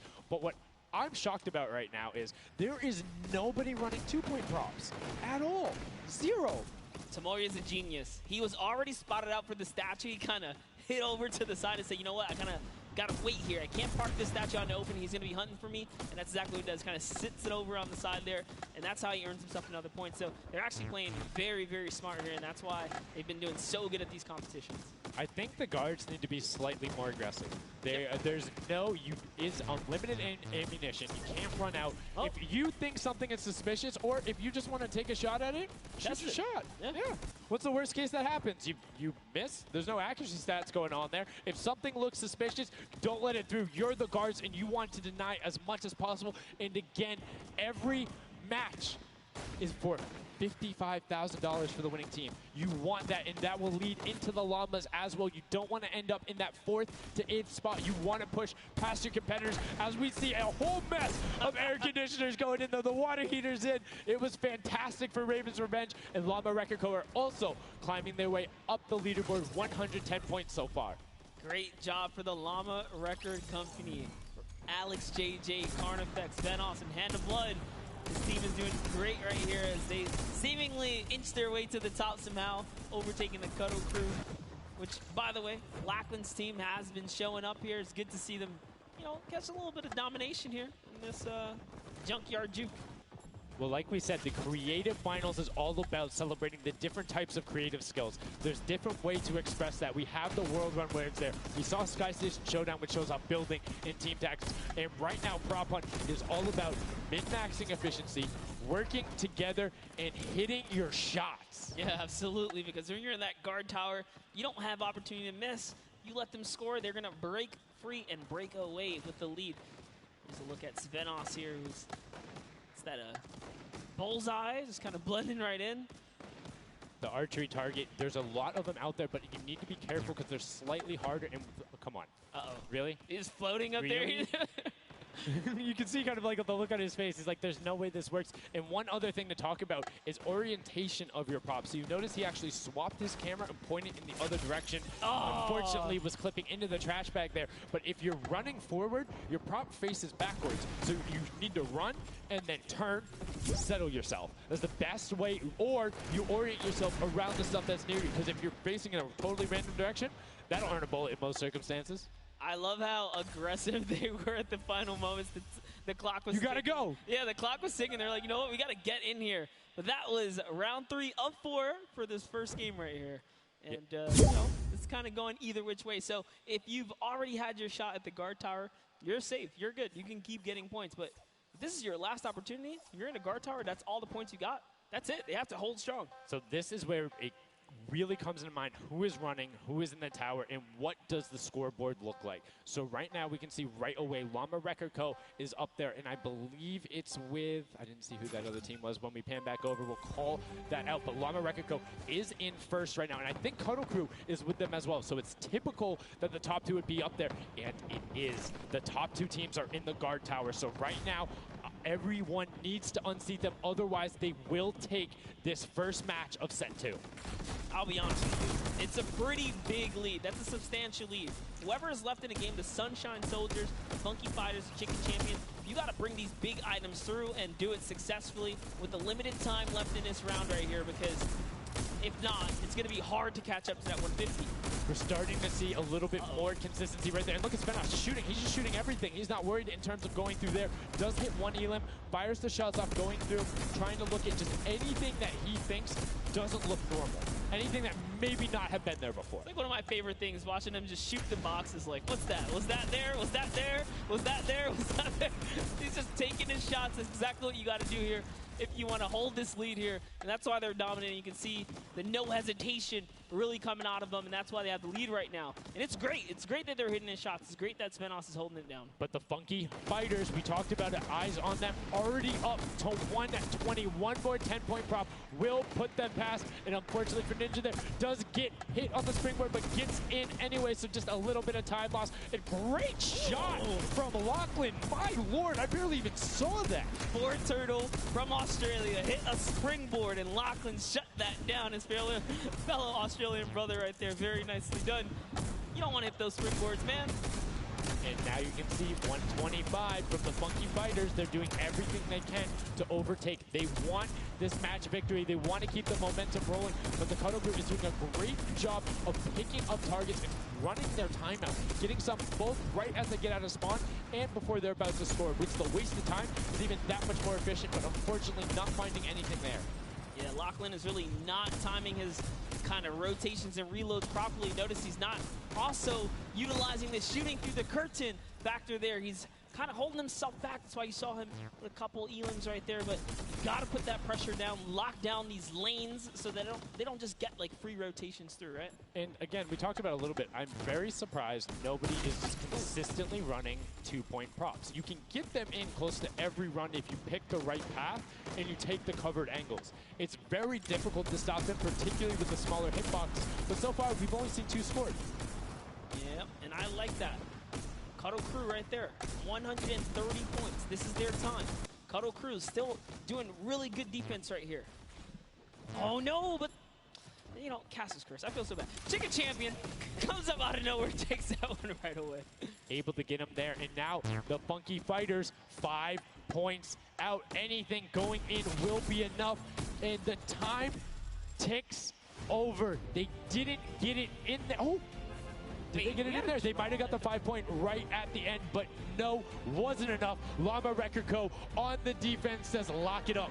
We good. Brilliantly done from them. And that's what I'm talking about. When you're sitting there on defense, you know exactly how long you need to keep them out, exactly what you need to do in order to take the victory. And no surprise there, the guys who are all about that apocalypse game mode during the creative trials, able to take home the very first match ever on Junkyard Juke. That was well played. Valiant effort for everyone that participated in that run right there.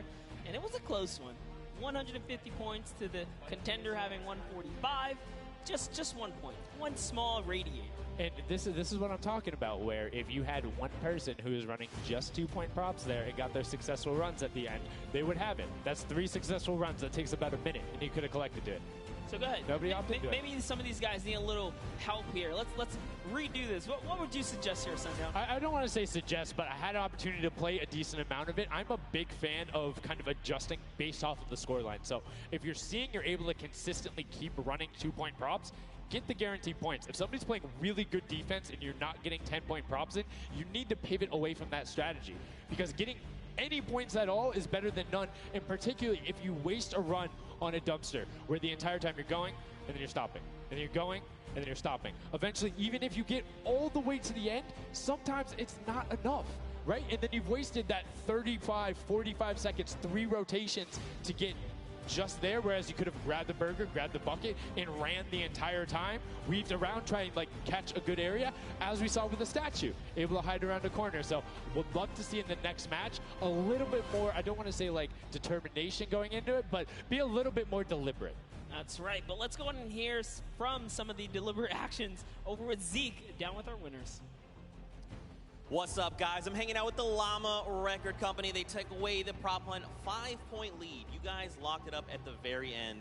And Blood, I'm going to start with you. And one person I want to call out specifically is this man right here, Svenos. Very tall, tallest man on the planet. It feels like this guy's a very good pick for your team. And I want to know why him, and then also why you picked these other 2. Yeah, I mean, I picked all those guys because this game mode is all about skill. There are no random things in it. You need good aim, you need decision making for sure. And Svenos, I mean, he's like a Spanner. He really likes Spanner. That's kind of the best city in the world. And that's why I picked him first, for example. Okay, now Svenos, I'm going to put you on blast for a second because we've known each other quite a while. You know, I'd like to believe that your creativity is what allowed you to win. Let's think back to the time where you wore an entire green outfit and you danced and had a galaxy over yourself. Do you feel like that galaxy and that kind of creativity helped you get this dub? I don't know what you're talking about, mate. I think people at home that watched, you guys probably know exactly what I'm talking about. Let's go over this way now. What did you think about that game? Was it what you expected? Was it different? Did it catch off guard? Were you ready to just jump into it? It's enjoyable. Once you get the hang of it, it gets a lot easier. You just got to work out who's good at aiming, which team's on the tower, and after that, you're good. All right, final question. Do you think you have what it takes? Are you gonna? Is the Llama Record Company going to be the team? You think someone else is standing in your way, or is it all you guys? I think it's going to be all us, yes. There you go. Man, a few words, that's all they need. Gentlemen, thank you so much. Best of luck going forward. Back to you guys on the desk. Thank you so much, Zeke. Another brilliant performance there coming out of the Llama Record Company. We talked about their versatility. We talked about how quickly they pick up competitive matches. But this is what happened in the first set, right? They were there. They were confident. They're like, yeah, once you get it, it's easy. and then all the other teams immediately caught up. So it'll be very interesting to see if that same story from set 1 is what's happening in set 2. Yep, that's right. Alex up there said it best. You know, he had the confidence. He felt good in those final moments. Hey, you know, once you figure out who's aiming, maybe just avoid him. Yeah, I mean, if somebody is hitting all their shots, you need to take a different route. You can't go and continuously challenge them because, again, we talked about that. If you waste all the time to run through and the guy hits a lucky, or I don't want to say lucky blind fire, but a consistent blind fire through there, don't keep running that way. But like we said, this is the first time seeing the Junkyard Juke mode, and we talked about the prop hunt mode earlier, but you can play it live right now in-game. There's an LTM that's available only for this weekend. Let's check it out.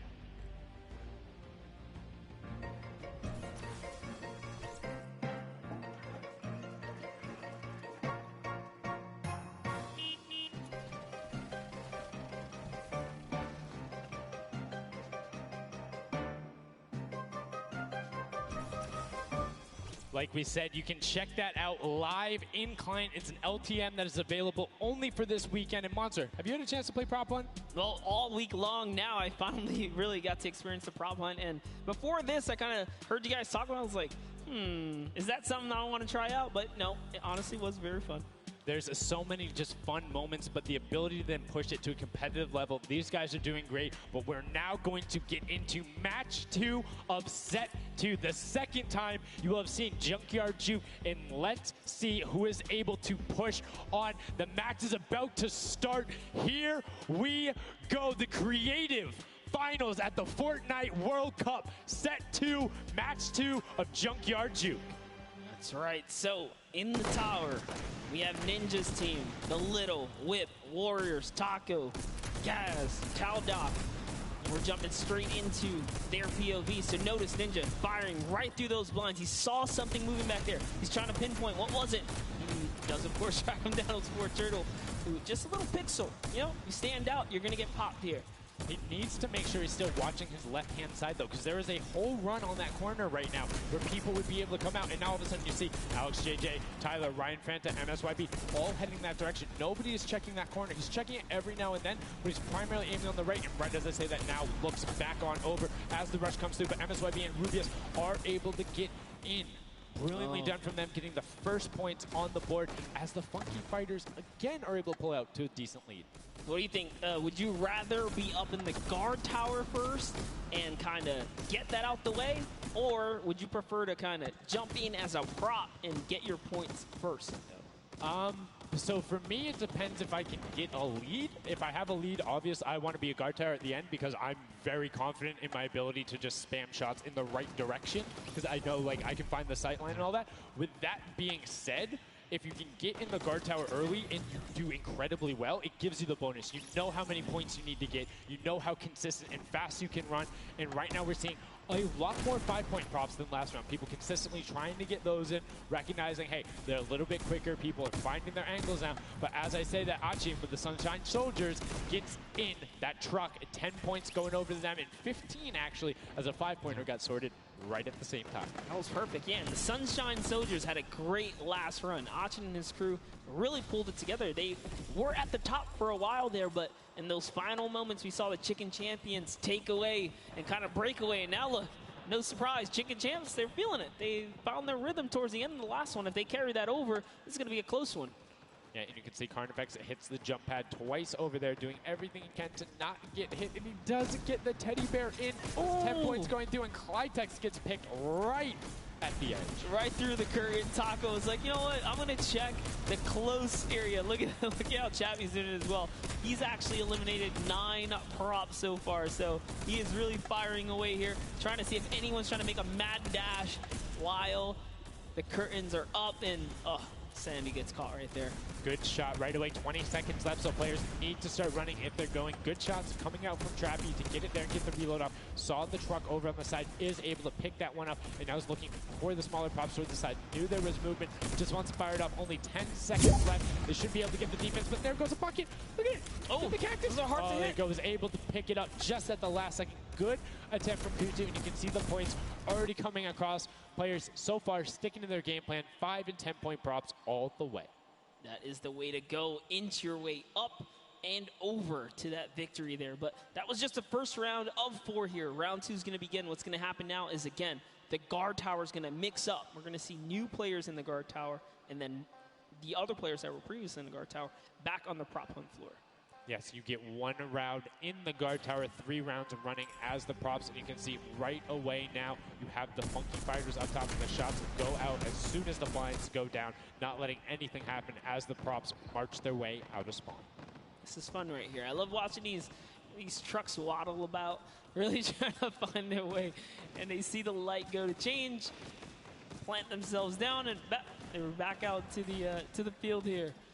Yep, and desperately trying to avoid, oh, there's no way. You're stacked on top of each other. Come on, you got to shoot one of the two. Shots are going towards it, but right now Zan trying to get that cuddly cute teddy bear into the incinerator. Not a sentence I ever thought I would say there, as the Archer is now doing everything he can. Hits the bounce target twice and is able to convert as Magma gets another good run and sneaks in under the shots of Dracius. That's right. This is just getting closer and closer as we have a 3-way tie now. The Fish Fam, Llama Record Company, the Cuddle Crew, all at the top here, and it's still a very close game so far. Dan Yan right here from the Sunshine Soldiers, peeking around, using that camera angle, trying to see when it's time, wants to waste no time here. Bat, it goes down and off to the races she goes. But will it change? Yep. Actually, stops early too. Says, you know what, I'm gonna play it safe, I'm gonna stop before the curtain comes up. And she has to be having a blast right now. She says one of her favorite things about creative mode is kind of the wacky and Waynian situations you get into, particularly like prop hunt. So this must be a game mode that she's doing incredibly well and enjoying herself in. As you can see there, her team is able to get a couple of props in there. Go Target and Clydex try to make the final little sprint. Hand of Blood gets another 10 points over, as does Taco with a 5-point statue there. Scissors is hanging around on the side there. Will go through. No, I did not mean to call you trash. You just are a dumpster now, quite literally. Quite literally, but oh, the rage. I read the lips, he said I was so mad. He got taken out right there. And I like this. Let's see how he decides. He's going for those 10 points though. Notice he went straight to the right for the big objects. That's the risk. That's what it was about. That's what happens. You need to be careful not only of the fact you're bigger, easier to see while you're moving, but you need to find a blank space in order to set down. Can't be clipping into anything else with 45 seconds remaining in round 2. And you can see Svetos a minute before the guard looked at him. He's like, I don't, nah, I'm out. Right there. And right now, relatively top heavy. 70-70, and as I said, Fish Fam does get their 80th point, but Lachlan hanging out on top of the Rebel, 28 seconds left, does find an angle that you know, no he actually really didn't watching. park either. He just jumped on top of it. You know, I haven't been to this section here where all the vehicles are. This is the section I'm talking about, where you can grab a burger in a bucket, go out, and not expose yourself except for during one period. And as long as you either full run the time through, or you opt to sit still during that time, then you're good. You will score literally every single run. It's just you have to be a 2-point prop, and you have to go to that exit. Oh, Dan Yan right there, unfortunately, couldn't push through in those final moments there. And that was round 2 of 4, as we are looking to get into round 3 next. So they can earn some more points. And every single set matters, right? Every game matters, because there's a lot of prize on the line. Yes, every single match is scored. The top 4 will receive a gradient of money going from $55,000 down to 20, and then you have the 4th through 10th all receiving 10.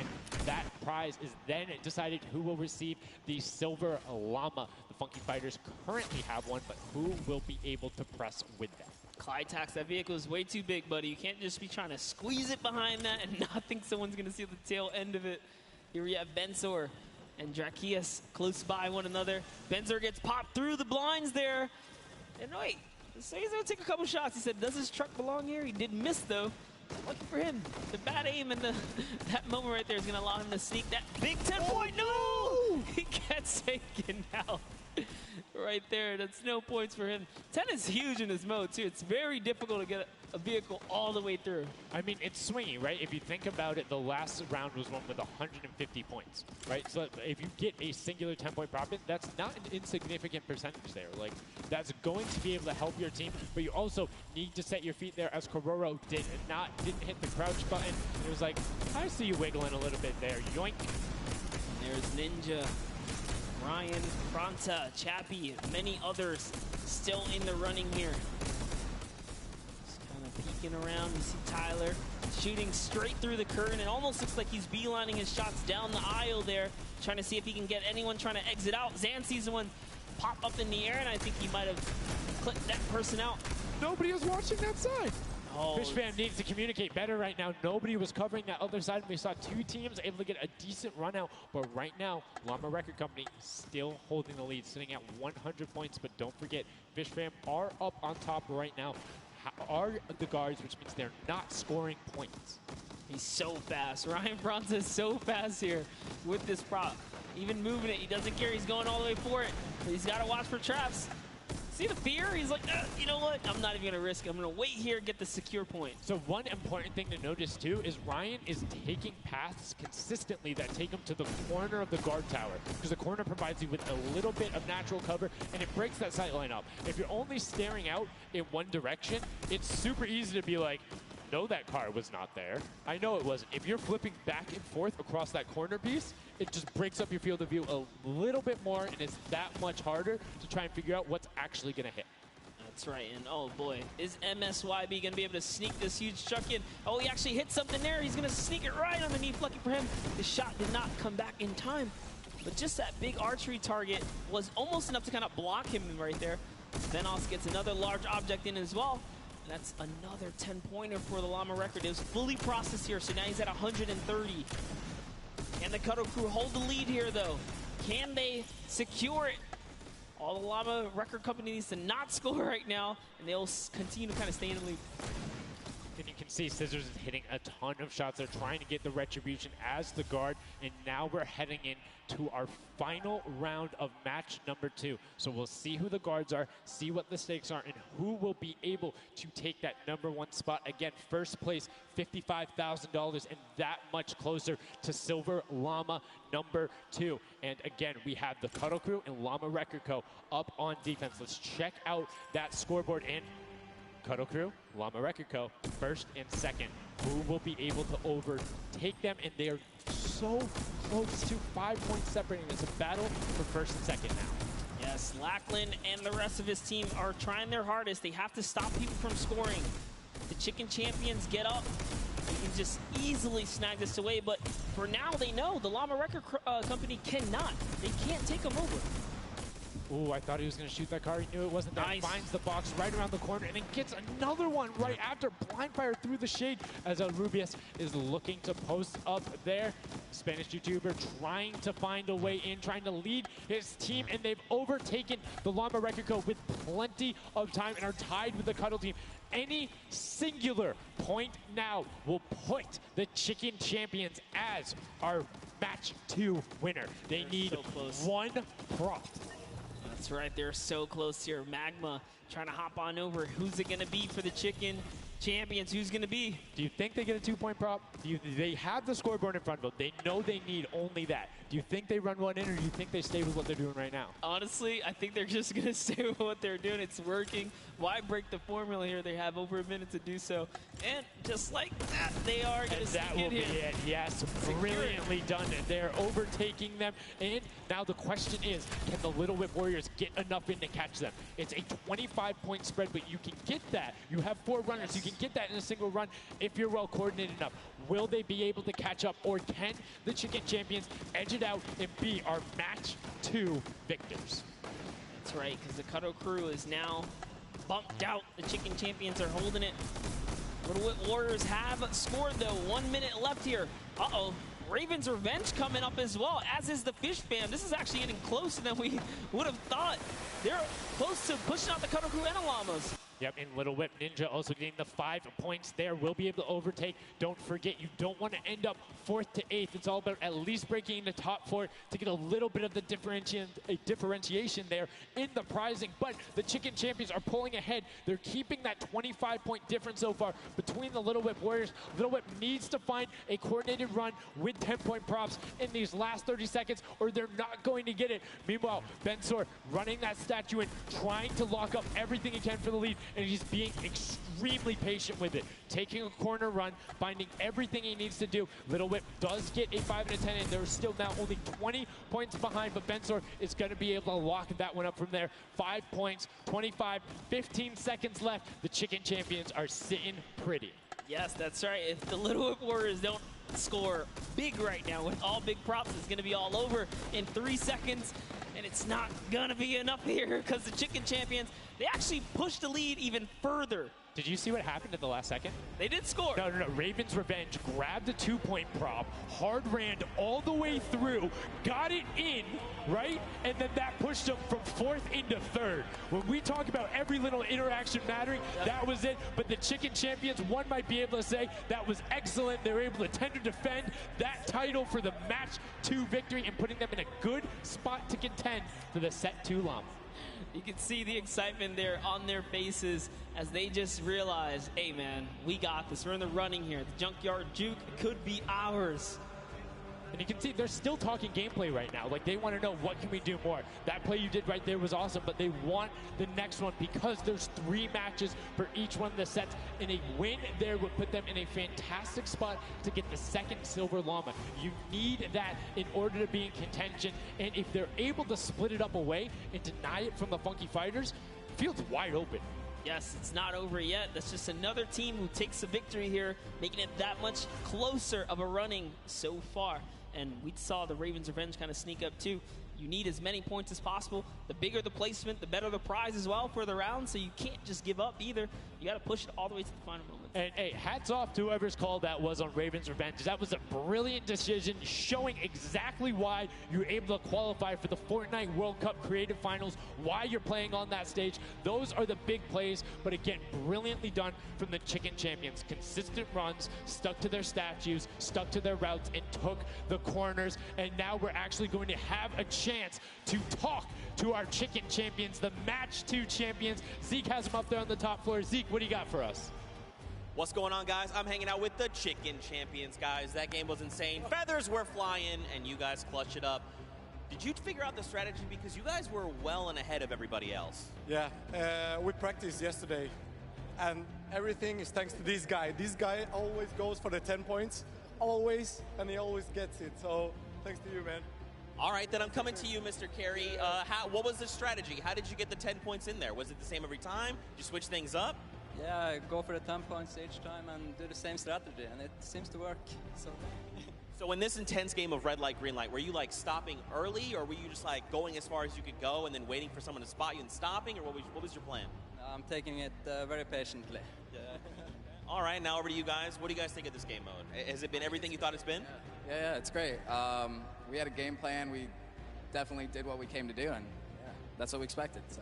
Very well executed. You did not lay an egg. All right, final question for you. I want to give you the chance to tell the world, you know, all the fans something. What do you want to tell them? Thanks for the support from Spain, for the other world, and my team is it's good in this mode, and will we win the next match?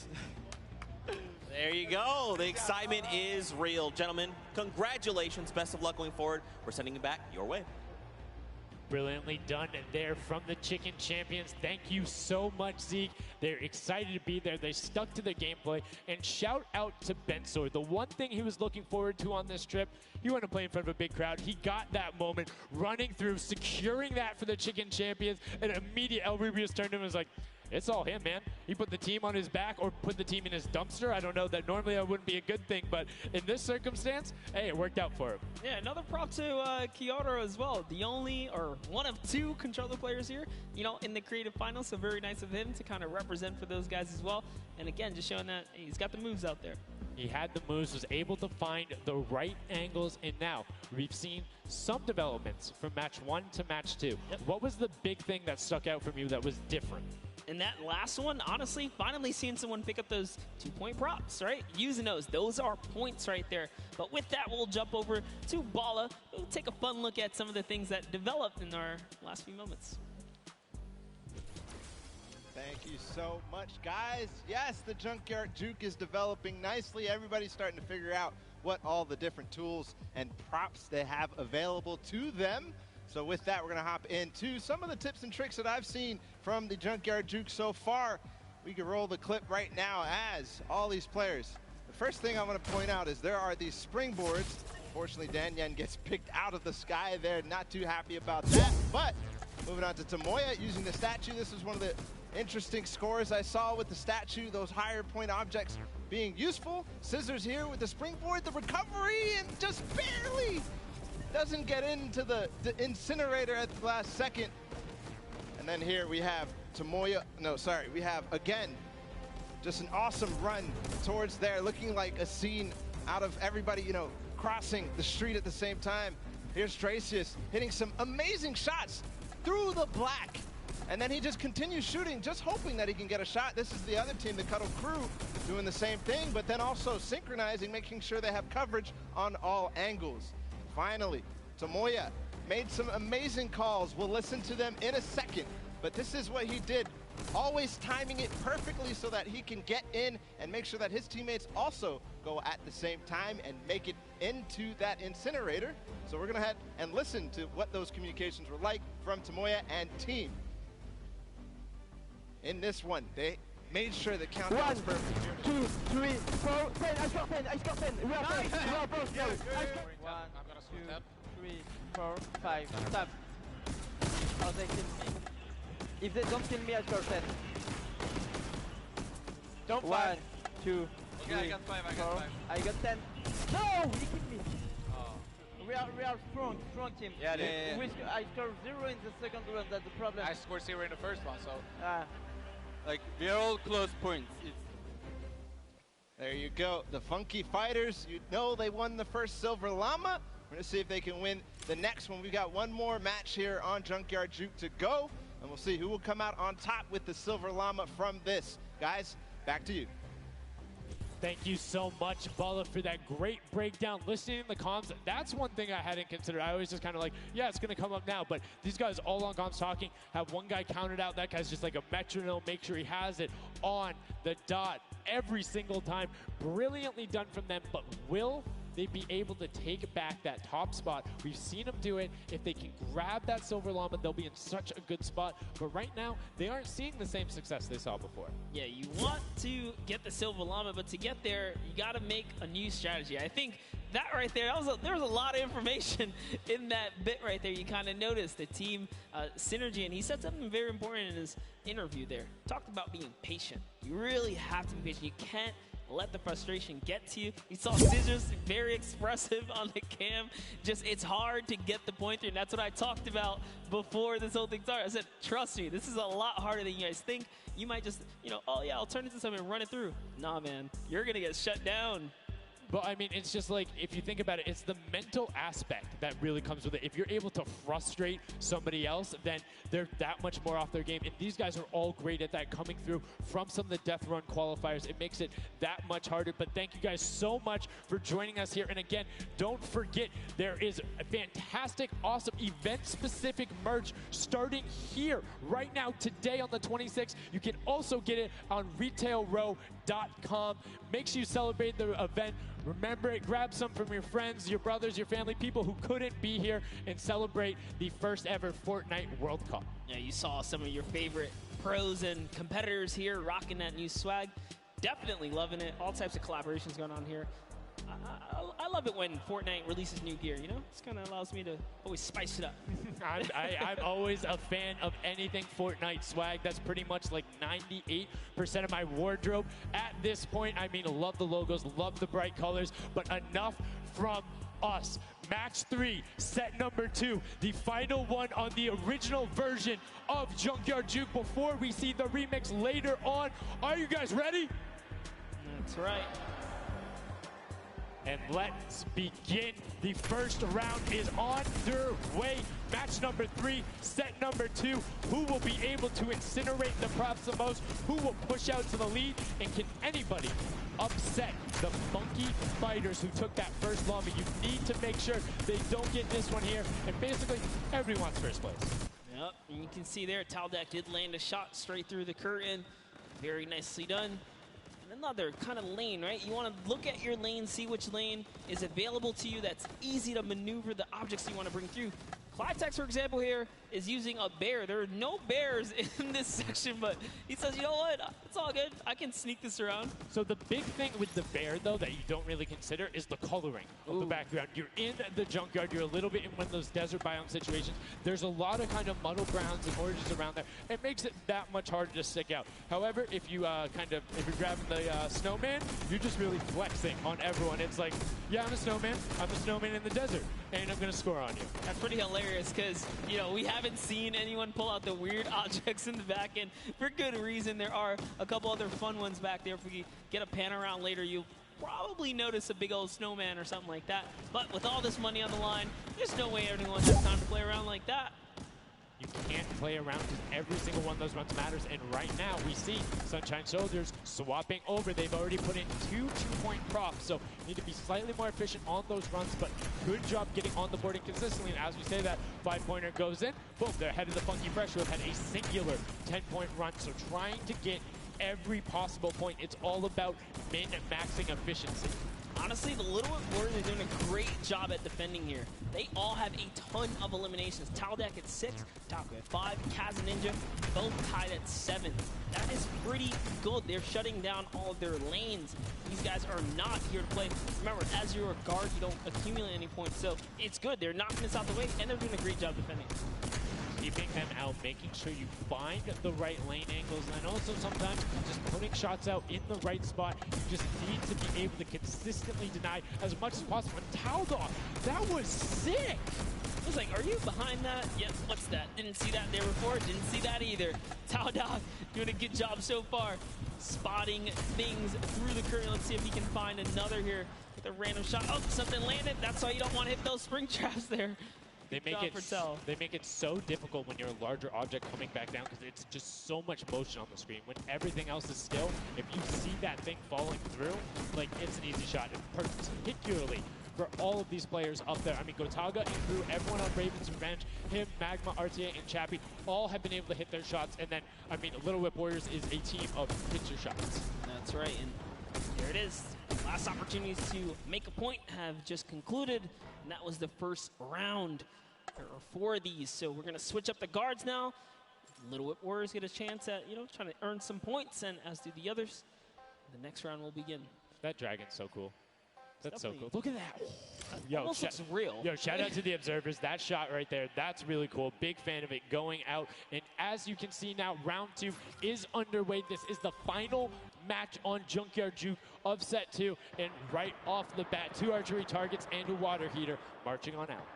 Yep, that archery target is worth 10 points, though. So if you can bring that all the way through, it's one of the, I guess, smaller, large point objects.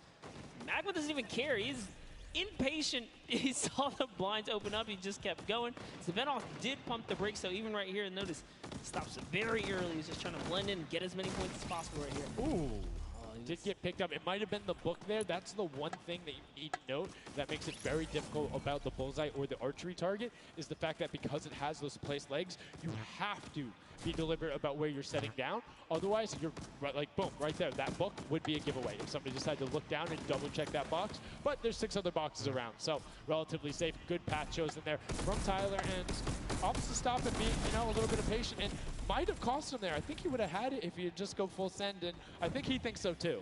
Yo, it makes me laugh to see him scratch his head, his jaw just like, oh, being so close and not making it through is so unfortunate. Taldeck is going to find a little bit of success there as the Suezo, and you saw Alex J for a bit is very close to scoring as well. Here's Zan from the Fish Fam representing, hugging really close to that cactus. So long as he's not pushing through it, yeah, he is going to be able to sneak on out. He kind of hiccups there. He's going to go all the way. He doesn't care if the curtain comes down. He sneaks right underneath Tamoya and his team up top. Funky Fighters are at 35 points now in the guard tower. They can't earn any more. And that was a great run there by Zandy Knight as he spent us waiting for the blinds to go down, making sure he can find an angle, and then pushing in towards. Needs to be careful of that spring right there, but doesn't matter. It gets picked up anyway as he's like, hey, there wasn't a card there before.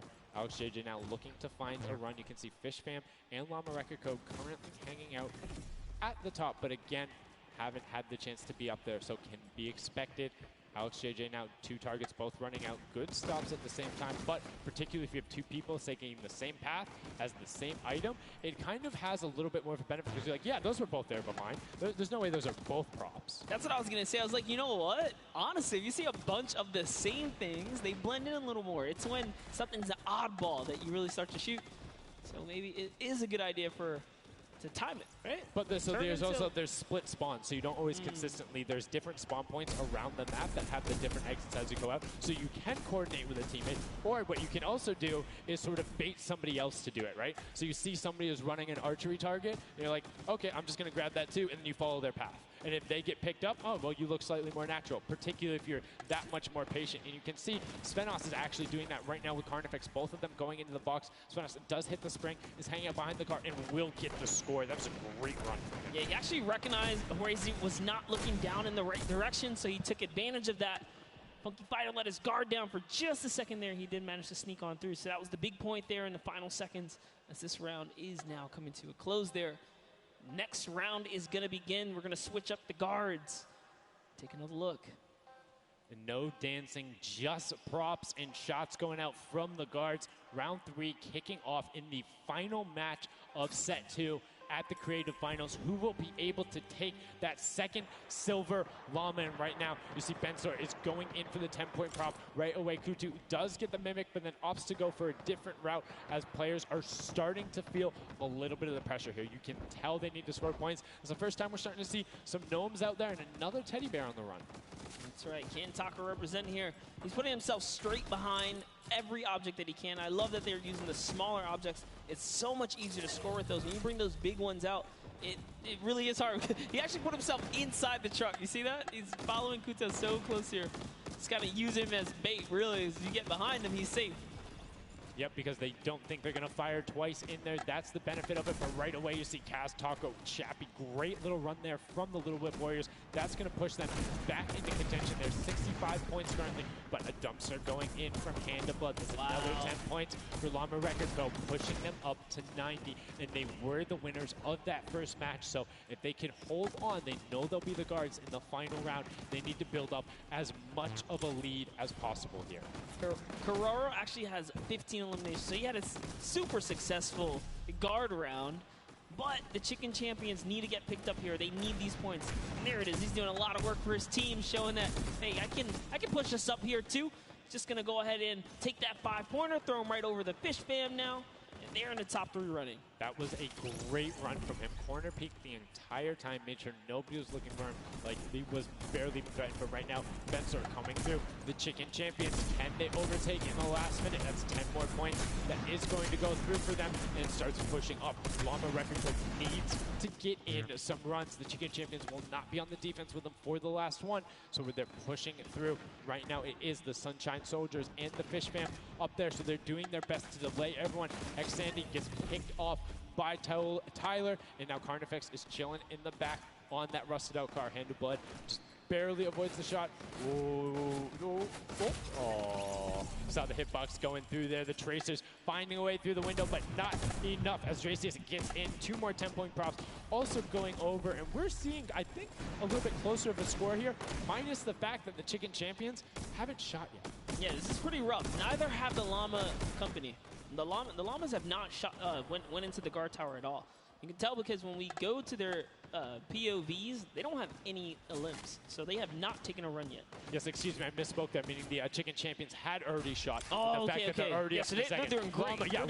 Llama needs to press on it. The only team who really has a definitive lead right now is the Chicken Champions. Effectively, they're up 30 points on the rest of the field because Cuddle Team and Llama Record Code both have to shoot next round. Oh boy, so if they can't secure a big lead here in the last couple of seconds, if something can't get processed, oh, the poor Burger at the very end.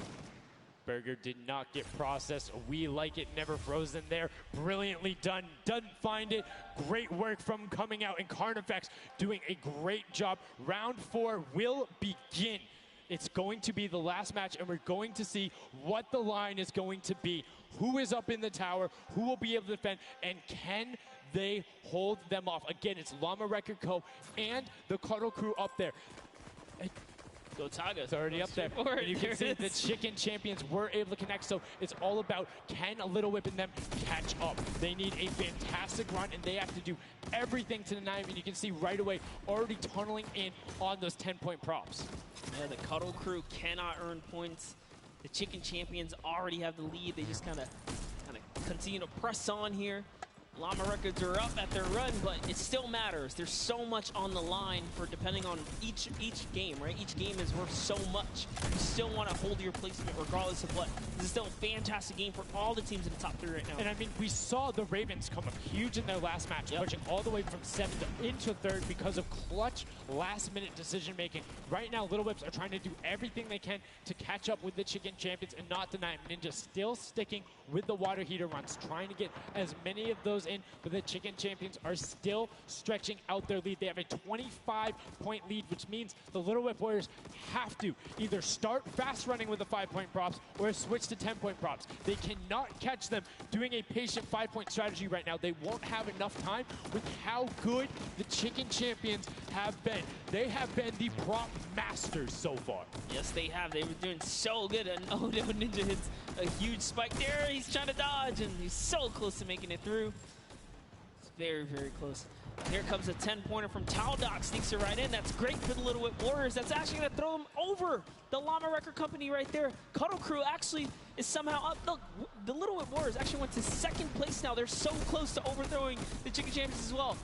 It's going to come down to the last final moments. Can the Little Whip Warriors get the runs they need to? You can see Kaz is taking the corner route, trying to find whatever he can, and he's doing it very well so far. Avoiding the jump pads there. Pretty sure Ninja called those ones out on the run since he hit them on the last time.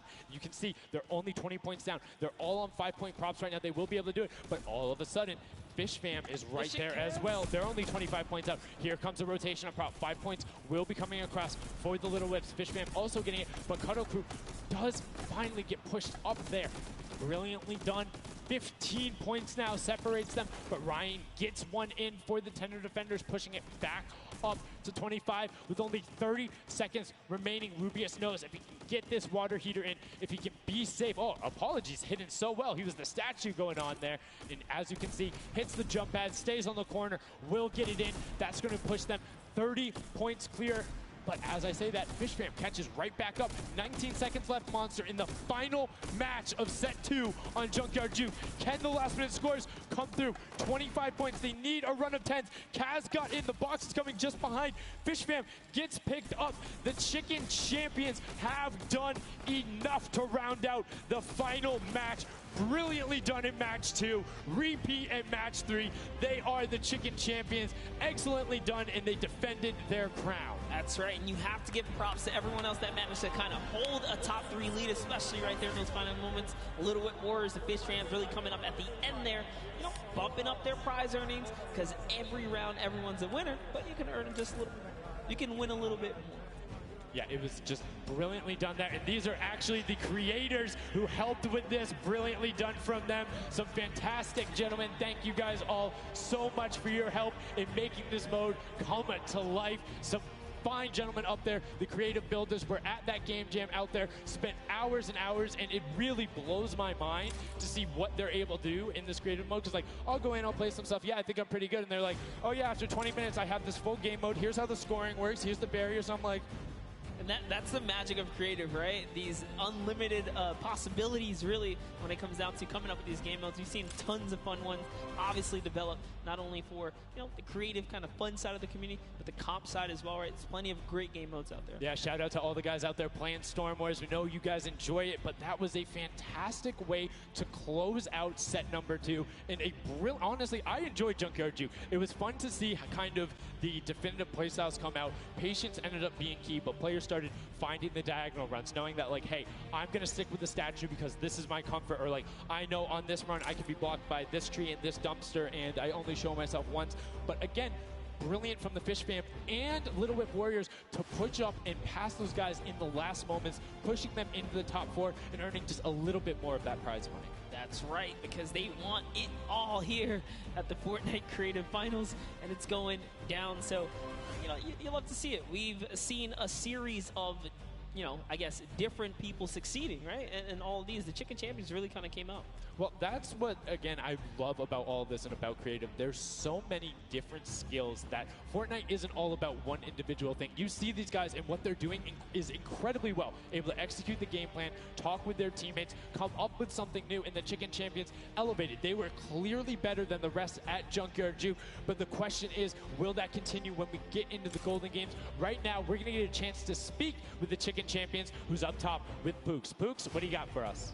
Thank you so much, Sundown. I am down here with the Chicken Champions, who surprisingly didn't fly the coop. They put on an absolute clinic today in the creative trials. I'm here with Rubius. Now, you guys won the last game as well, so 2 in a row. You guys had a pretty great strategy. Do you want to kind of talk me through that a little bit?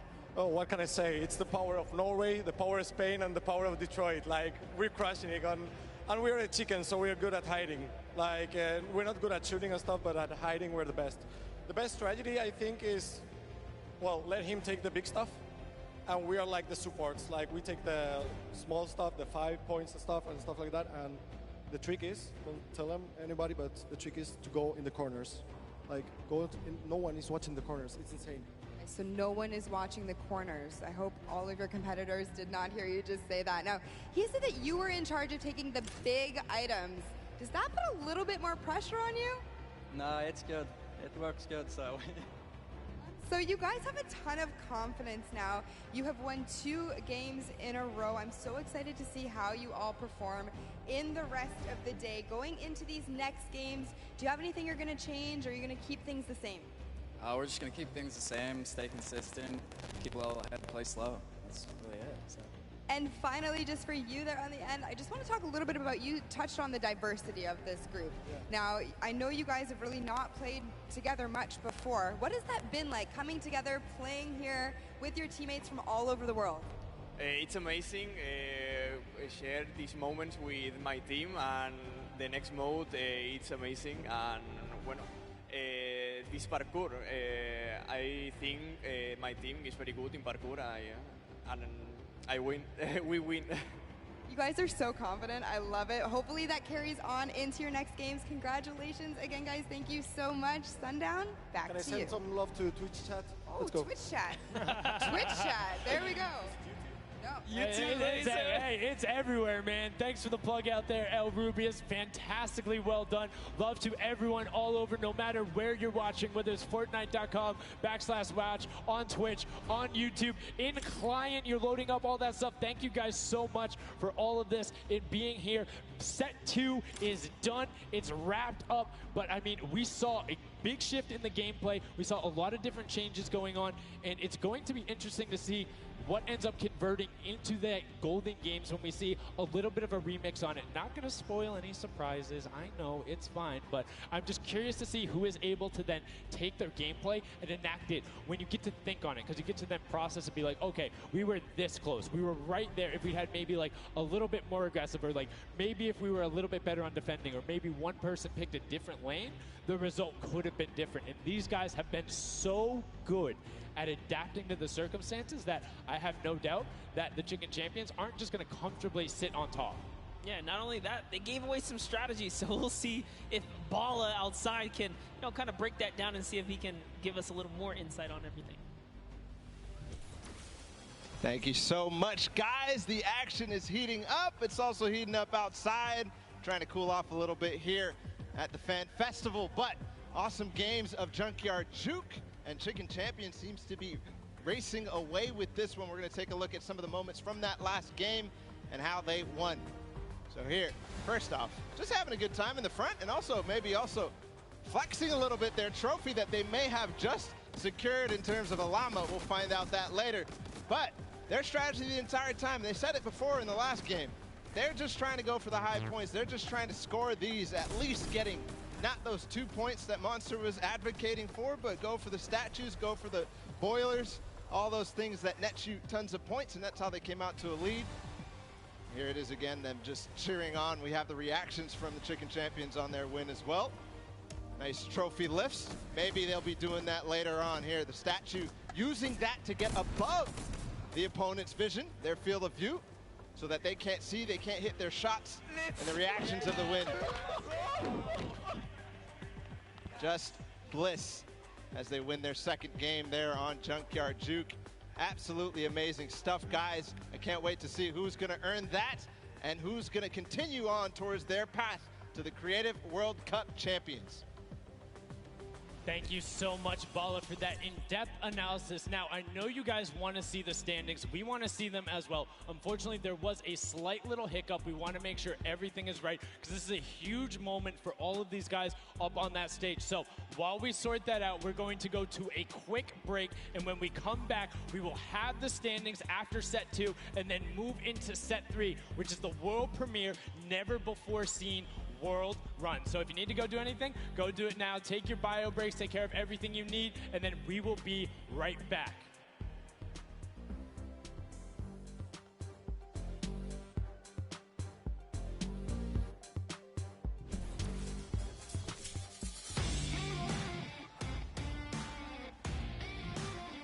Hey, my name's Magma, and today I'm in New York because I qualified for week 4 of the creative trials for Godiga's map. I'm really looking forward to showing my skill set off and meeting all the players and showing everyone what I can do here. When it was first announced that there was going to be creative trials, I was really looking forward to it because it was all I did pretty much 24/7. I looked at it as an opportunity. I find after playing Battle Royale, when creative first came out and Scissors released his first death run, I just instantly sort of, took a liking to it and I enjoyed playing it. And I guess from there afterwards, when I found there was money involved with doing death runs and stuff, that sort of caught me and caught my attention and I started playing more. So with my team, my captain is Godiga, he's a French content creator, and my teammates are Chaps and Ardia. I think we can do really well at the Creative World Cup. I think our team has a good combination of the death run skills, but also the shooting and building and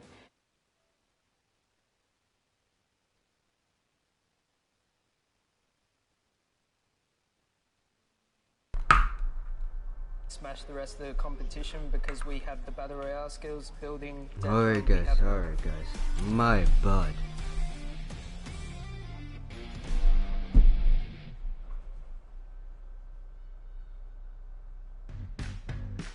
My bad guys, anyways, yeah. I enjoyed that.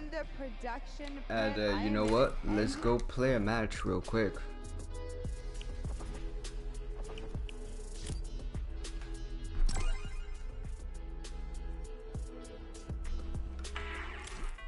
We shall go play. We shall go play a match, man.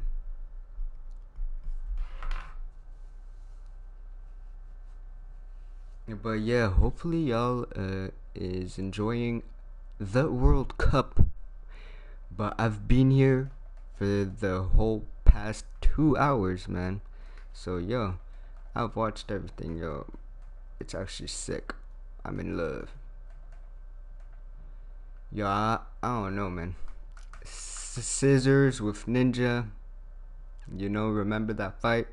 Scissors and Ninja. Oh boy. Close.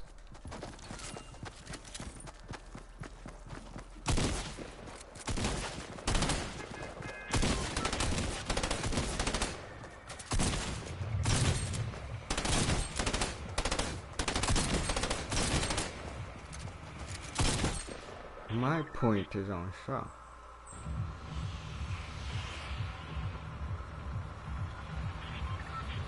Wait, my point is on shot. Wait, what the hell did I say? Okay, my shot is on point.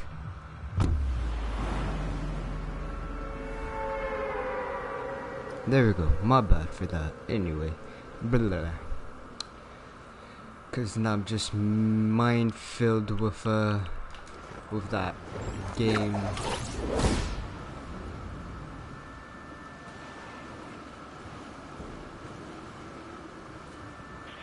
It's crazy. I don't know. I'm still trying to see if I want to pick Ninja or Scissors.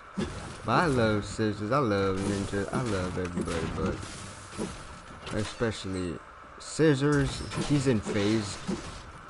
You know, he's a FaZe member, and I've been subscribing to FaZe for a long ass time.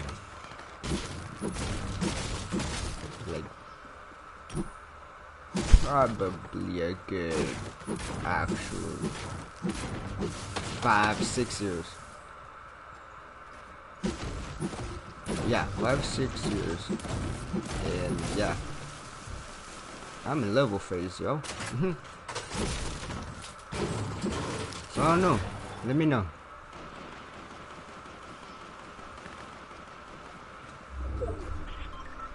Ninja or Sizz?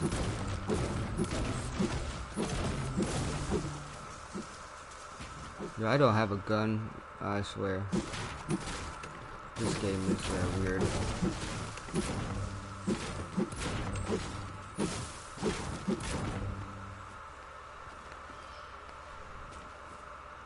This game is weird when it doesn't give me guns.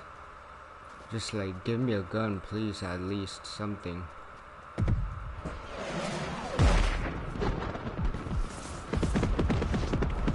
Give me something at least.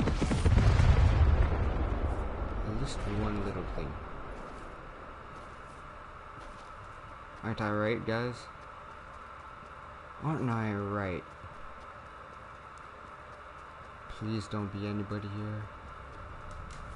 I need that gun. I need just a gun.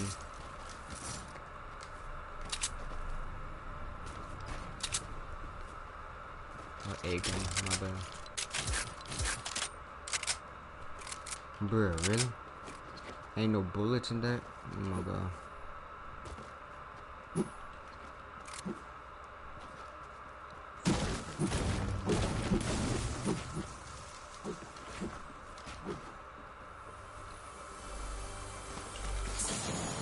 Oh yes, bullets. I needed bullets. Because bullets is important. If y'all didn't know. Well, it's important only in this game. You know. Not in real life.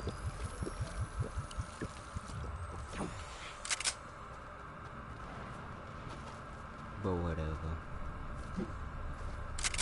Oh, please be more bullets than that. Come on. Alright, no SMG bullets. Alright, great. Woohoo.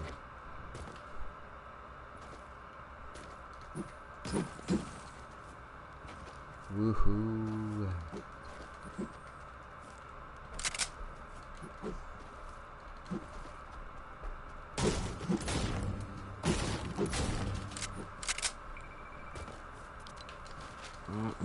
Oh yeah, and guys, make sure to share my videos that I post. You know, it will help me out. It will like pretty much just spread my videos and my channel. I'll get, you know, at least 400 subscribers. That's the goal that I want though.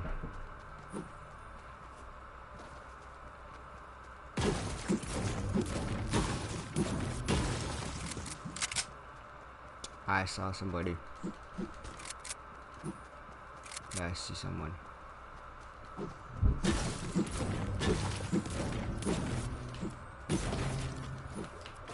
Game.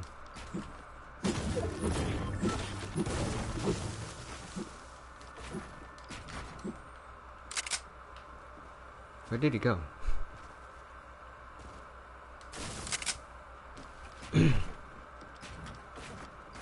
I see him.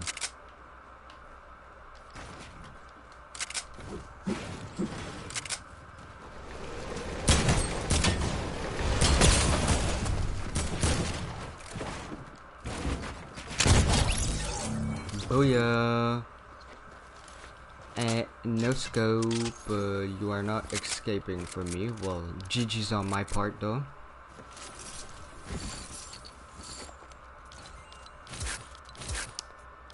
GG's myself.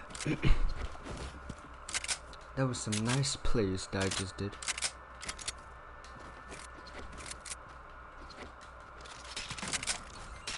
ooh. Okay, there we go.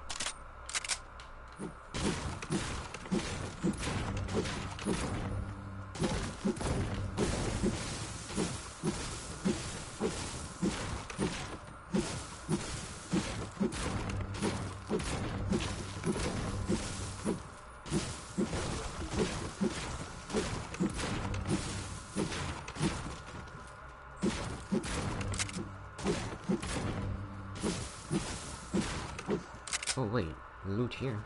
More ammo. Okay, 6 bullets and 23 more wood for me, but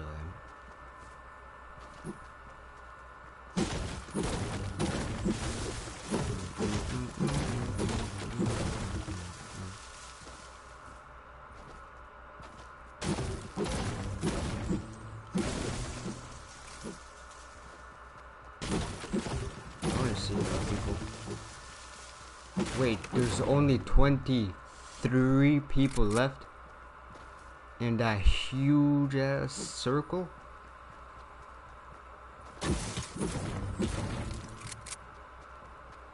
Damn, okay.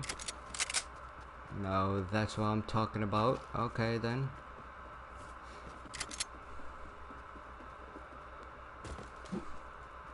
Well, that's good, that's good. Whoa, yep, I saw someone.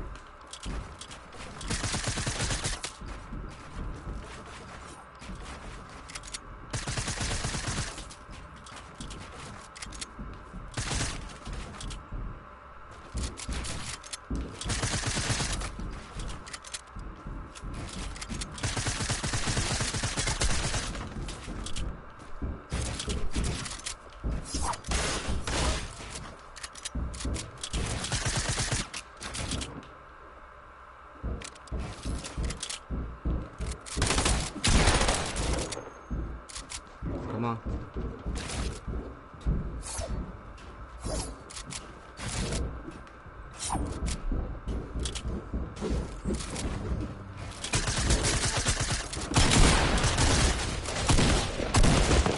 No, I was for sure gonna kill him though.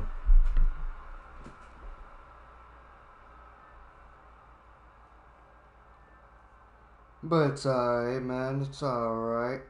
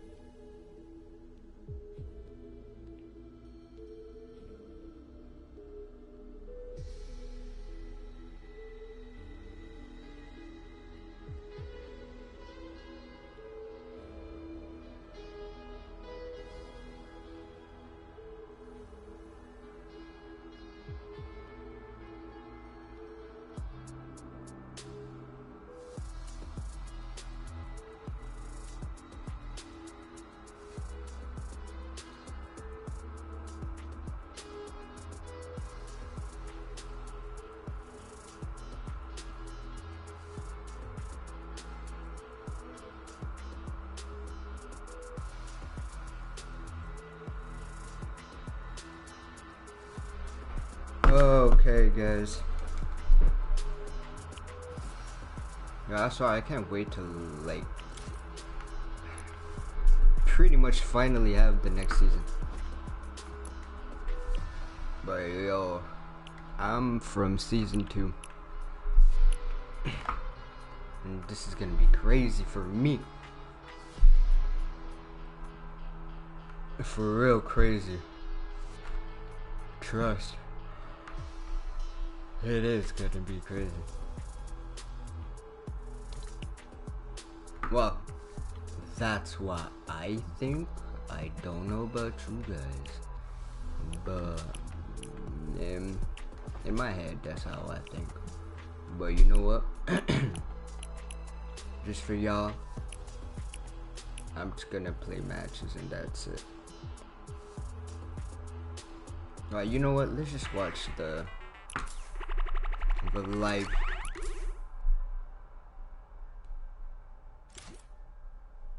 Because he went over that bumper. Alright guys, I'm just gonna let you watch and I'm not gonna talk because I'm gonna watch, so yeah. Alright, so I'm gonna talk to you right after the pause. Alex JJ though is off to really the races. He's way ahead of everybody else, I think. But no, there's a Raven's Revenge. No, it's Svenos. It's his teammate. They're moving. Yeah, they are moving. So what's tricky about that last jump there is those little directional pads will give you forward momentum, but in jumping you lose some of it. So you actually have to make it in a straight run. There you have to trigger the trap, get the impulse to make that precise jump, land on the other side, trigger the trap in one fail swoop, while also taking a step back to keep yourself safe. Now there is a little few secret ways to kind of trigger certain traps or get around certain obstacles. We'll have to see if these players discover them. But like you said, man, Svenos is destroying the game right now. Just unbelievable. And this isn't even a team that qualified from a death run or elimination run or even a speed run. They qualified from a survival map. And he's doing things like this. He is leading the pack. There's a Fish Fam up ahead of him, though. Yep. They're not hitting this just yet. This is so precise. You have to change the altitude. Is he going to hit it? No. Second try. Here's Suzo. Go. First jump. Now this is the impulse you want to send you a little bit forward. Now this is one where you want to get height. You got to throw it, try to get on top of it. No! Just barely Suzo. And he's at 21 points right now in third in terms of coins. And it's all up to timing, I think. Zeke, we might see this end in the first match here. In the first round, they might end up completing everything because they still got 5 minutes to go. Well, we'll see, Bala, because here's the thing. That obstacle there is called the ice jump, but this next one that Turtle is at, we call this the double danger. Let's just look at this real fast. This is really tricky. He already knows. He's already downloaded. He already knows what must be done. So you actually have to double hop, double bunny hop, land on the edge, take a step back, trigger the trap without being eliminated, right? Then you can walk up this small ramp. Then, depending on how you want to go about it, you can just go forward. Yes. He actually makes... Okay, I'm upset. Third try. I'm leaving. I'm done. Turtle. And he gets the coin in one swoop. Oh, my. But one thing, we have to look at the scores right now. 5 minutes to go. Fish Fam is at 26. They only have 4 coins remaining. But everybody else is starting to fall behind. We're starting to see the Fish Fam come way out above here of the rest of them. That's because they probably have the majority of their players through. The majority of the players are collecting those coins. There's Turtle. He makes it through the double danger, collects the coin. Now, what do you do from here? They get up. Man, this guy is absolutely insane. There it is. And you know, for Turtle, it's funny because he's just excited about being here, able to compete on the stage in front of thousands of people and all of his peers. And bro, he is just slaying it right now. Oh, you gotta be careful. Okay, all right, yep. Everything's fine. Now you gotta make the jump. You got the one hop. You gotta be careful. That is... Gotcha! That is trap, baby! That is the first time I've seen that. I've seen the theory. I mean, I've heard it theorized, but I haven't seen that yet. But Fish Fam, I was wondering. It's Scissors and company. 26 points. They're not at the same point that the Sunshine Soldiers are at, but they're at 26 total, the entire team. They have clearly synergized with Scissors here, but looks to be that even the Ravens Revenge are stuck at 26, so this might be a difficult one to get past. Yeah, this one, so the tricky bit about this one is there's actually no checkpoint in between here. Where you need to get to. That's what makes the double danger that double dangerousness. 26 points across, and there's only about 3 minutes left, so these guys really have to focus up, try to get through. Now, the key thing going forward is, again, this is a test of speed. Right, so a lot of these players are seeing the traps, they're making it through, memorizing kind of what they have to be doing to make it through these obstacles. Dan's already through. And that means when they get to come through next time, it's going to be that much faster, right? They're going to be just tearing through all of these obstacles like they're nothing. Hand of Blood, Lachlan, here we go. Does Team Lachlan make captains. it? Oh, Hey, this is important too because they still have coins to earn on their own. Right.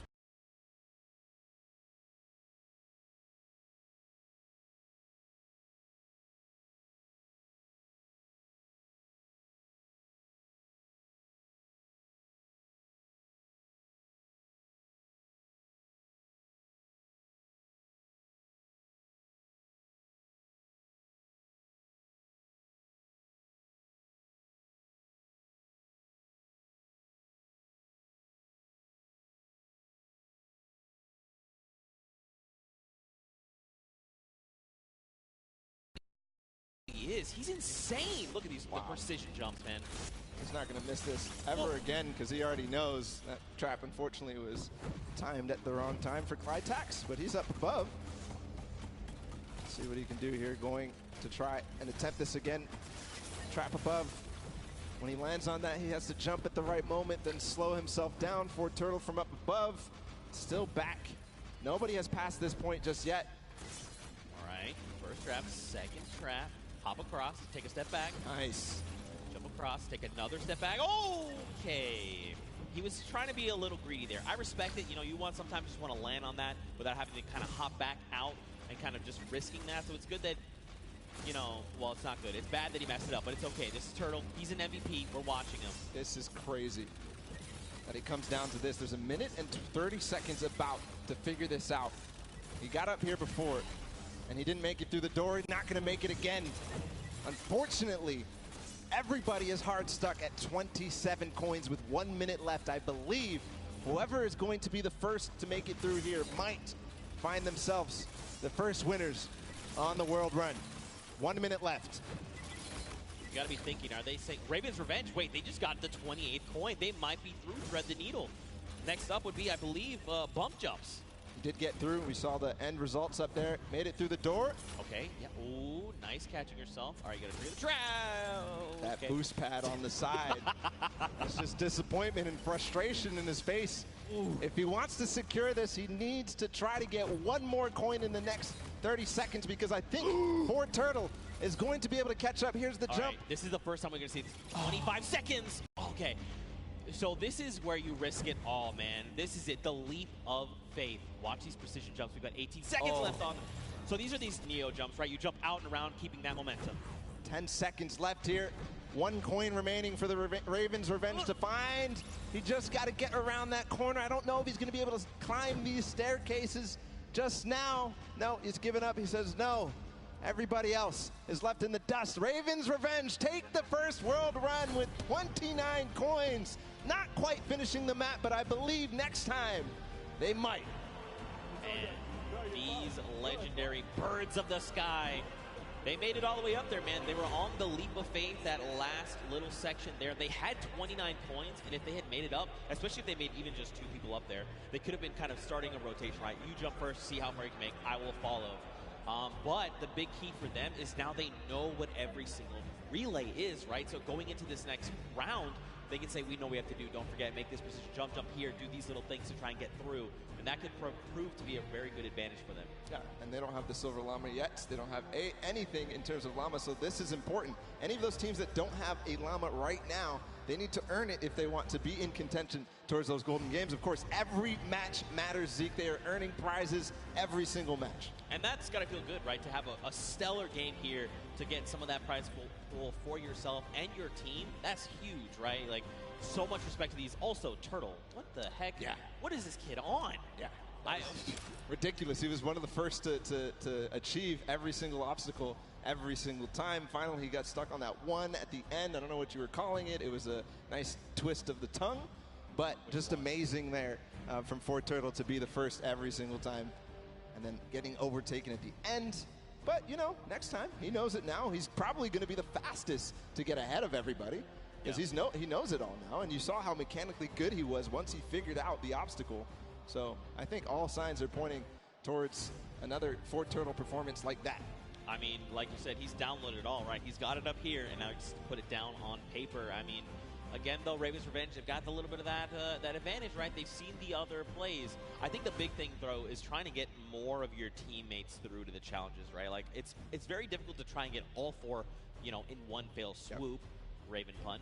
But if you can make it even just that second person, like the moment you start to miss a jump, you're like, all right, I'm going to be eliminated, just go forward. And maybe that person sees where you went wrong and is like, okay, I can make the jump, and then they go forward, right? And then you're just kind of constantly logging through, getting more coins, and getting where you need to be. Yeah, and there was also an aspect of covering for others as they made it through, especially as that castle point happened. We saw Lachlan and Hand of Blood, the two team captains, all the way back in the back, but their teams were still up there because they were covering for them, they were getting those coins.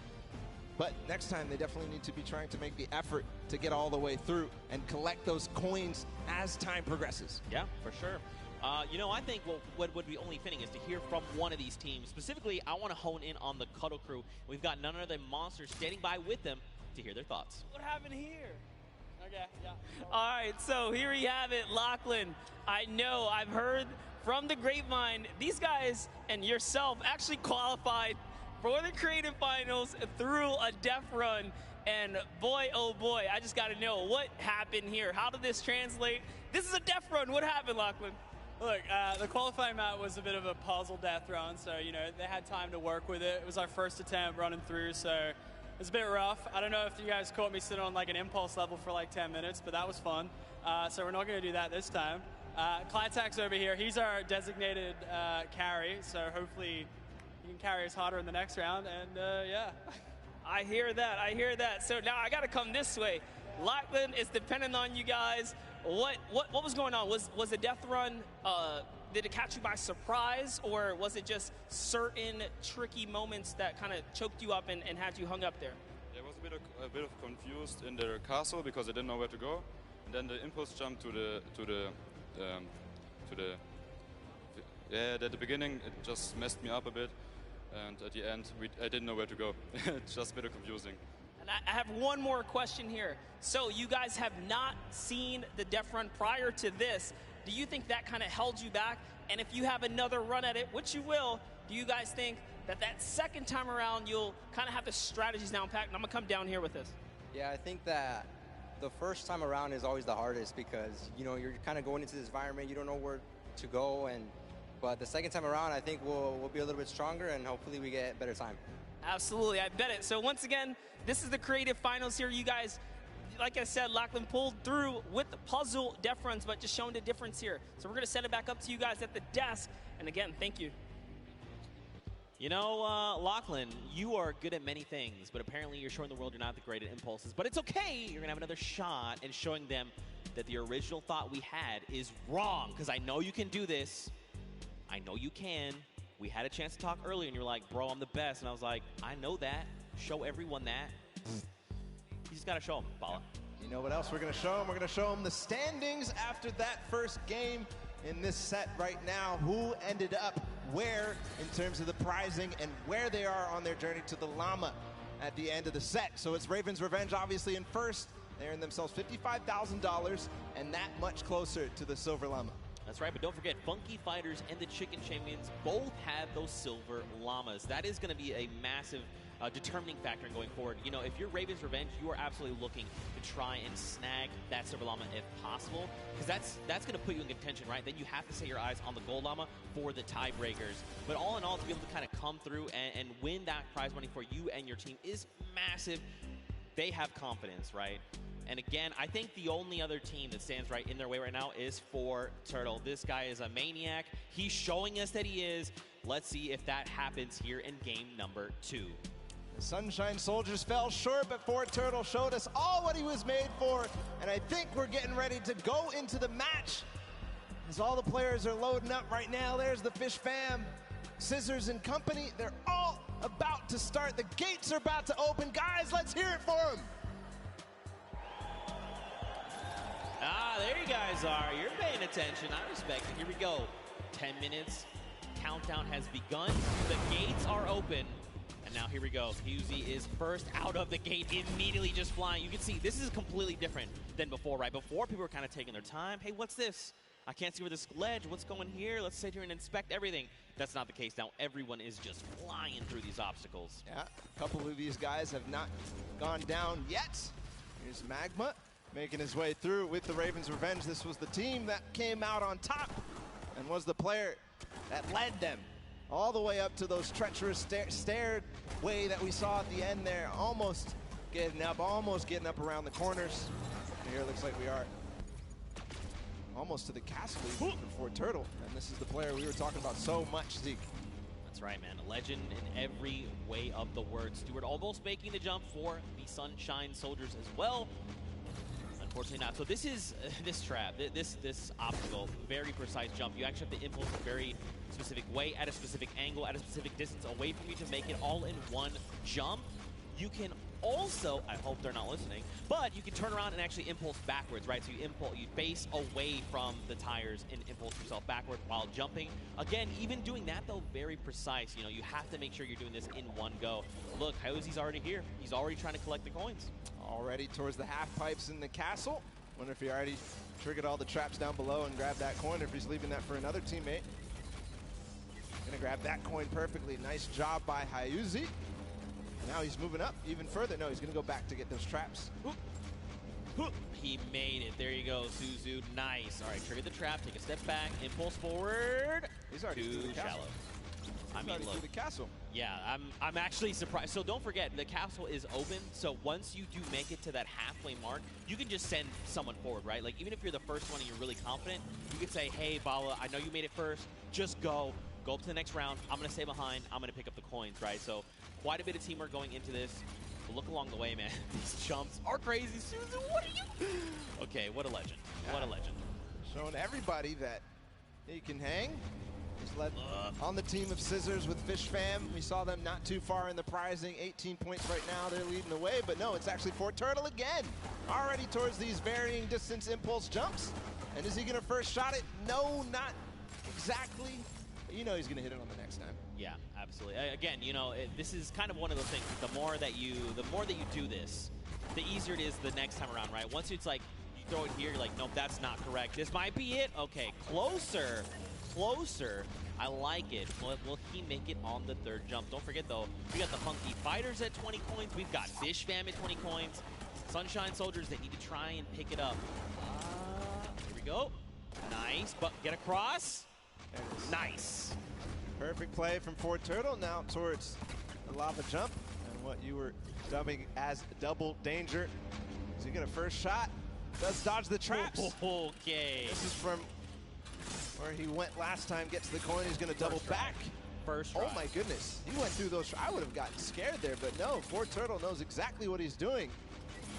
Going to get all the coins in first try on the double danger, but doesn't make it through, so he has to still complete it. And Suzu and Sand, meanwhile, from Fish Fam, are taking the lead. And that's what I kind of talked about, right? Trying to send two through. If you and your duo partner can make it through these jumps and get there, then you can start watching, right? Because like you as a player, you go to do it, you mess up and you're eliminated, you're like, what happened? What exactly did I do? You kind of go back and then kind of relive that moment. Not here, right? This is the moment that they were all stuck on for so long. Suzu knows it now. He's not going to hit the first time. Zand also attempted it at the same time. Not going to work out just yet. Here, they're going to give themselves the opportunity. Suzu trying again. Triggers two. The third, yes. The jump. Right, yes. Nice. Oh, and Zand. He was worried there that he might have pushed the door off. Not sure if he made it. I don't see him falling down. Yes, he did make the doorway, and now he's back towards this thing where he has to go under at the same time as triggering the trap. He does it. He's back to the stairs. The Fish Fam only need one more coin, and they're about to do it in 5 minutes. It is so fast here. The last time we got here, it was 1 minute and 30 seconds. So one more coin for him to complete the map. He makes it farther than any player has yet so far. Where is the next pad? He actually found it first try. I don't believe it. No, that was not where you gotta go. You gotta go back inward. It's okay though. He's gonna get another shot. Man, that was very impressive. Honestly, I would have been like, where am I supposed to go? But that's why this is called the leap of faith. You've got to jump around that corner and hope that something will be there to catch you. Faith he has. And with 4 minutes and 50 seconds to go, not a single person, not a single soul in vision. He's going to have plenty of time to work with. We'll see if the Ravens Revenge can repeat and get back to where they were, but it looks like Sand is also going to join as well, but no, he falls just before. Yes, Tyler too. So the Fish Fam is coming through in big numbers at this last leap of faith. And you know what could be huge here for Fish Fam? If they can make it through the leap of faith and they can actually get this coin, they're going to stop the timer, right? So less time that everyone else kind of has around to observe what's going on and try to get this practice in, the better. Here we go. Nice. All right, you got to jump in and out and around. Out and around. Yes, use the wall. Okay. All right. Yep. Look around. Uh-huh. Yes. All right. Okay. All right, here we go. Wait. Last jump. Ooh. And he needs to hit the coin. This is going to be it. No, he didn't touch it.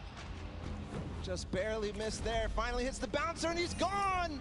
There it is. The first players to complete the world run in 5 minutes and 52 seconds. An unbelievable time compared to what we saw last time. But still, the remaining teams have to battle it out. Back to the Ravens Revenge. They're still on the double danger. And they are going to get through. He has to hit the door, though. Oh, he almost fell all the way back down. Here we go. Not finding the speed, not finding the bounce there. Threading the needle. Oh. You hate to see it. Now, don't forget, remember, Ravens Revenge was the first team from last round. They made it here, and they're already kind of right back where they need to be. You've got the Sunshine Soldiers also going for the leap of faith. But look at how many coins they have, right? In theory, they should be at 29. This should be the last coin that they need to pick up. But someone hasn't picked up points. Now, where? I'm not sure. But that could make or break their performance right here. That absolutely could. We know Sunshine Soldiers had a great performance last game. Fort Turtle has completed the map. If you see him up there, he's just watching on down. But the Ravens Revenge seem to have completed just a little bit more. Everybody now, I think, going to be trying to attempt these last couple of jumps. And they must try to complete the match. But important to note is the Ravens Revenge in second place right now. They need one more coin as well. That puts them in a huge advantage for that Silver Llama when we go into the third game. What just happened there with Stewart? He just climbed to the top with the tires. That's right, the secret tires. See, these are little things you discover as you're... Oh, it's okay, Stewart. Don't worry. Take a deep breath. Line it back up. You've got this. 2 minutes left on the clock, Bala. Taga all the way in the back. He's catching up with his team. He's going to hit that. Can he hit the last one? He lost a little bit of speed, but he does. So he's joining up. Maybe he can collect any coin that he missed. No, it's actually going to be Arthur up here. He's got to finish the leap of faith as well. So number of teams here. Man, you got to think, if you're everyone else, you've already seen the Fish Fam stop that timer at 5:52, right? Just under 6 minutes. So you're thinking, we have to go. We have to be hitting these jumps, and that's just applying more pressure, right? Especially with a crowd here roaring as well. You know, there's all this pressure on the line. Nice jumps here. All right, keep looking around. Yeah, you see it right there. Bounce off the wall, out and around.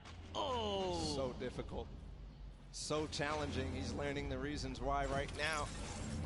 He's going to continue to get more attempts. Meanwhile, the Funky Fighters have gotten their last coin up to the final one. Kuto being the player who gets there. He's on the leap of faith as well, so it's just head-to-head against these two. And this is very important for Funky Fighters. They need to stop Ravens Revenge. If anything else, getting second obviously important, but also because it's head-to-head against Ravens Revenge, this is such a meaningful final jump.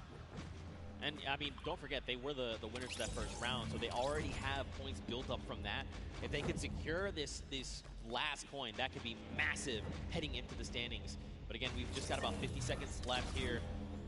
You can just tell they're just trying to hit these jumps with everything they can.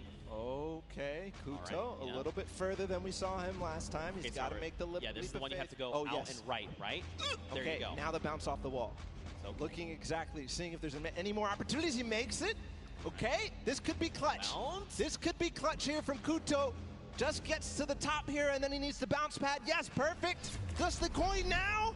He gets it! There it is. 9 minutes and 23 seconds ahead of the Ravens Revenge. Still time on the clock, though, for the Ravens Revenge to collect that last one. And what's impressive, too, is that 2 players have actually completed for it. The players up above, but now the rest of them, 1 second remaining. It's still going to be the Fish Fam, 5 minutes and 52 seconds, who take that one. That second map of the world run is down and done. Man, mad props to the Fish fam. They did it in almost under 5 minutes, right? They came out at that 5:25 mark, 5.5 minutes. Now, Funky were right behind them. A little longer, right, at that 9:23 mark, but still, they got all 30 coins. If we have to go to tiebreakers, these two teams have one more coin than everyone else up at that 29 mark, so that could very well make a big difference heading into tiebreakers. But again, Fish fam, way to show up.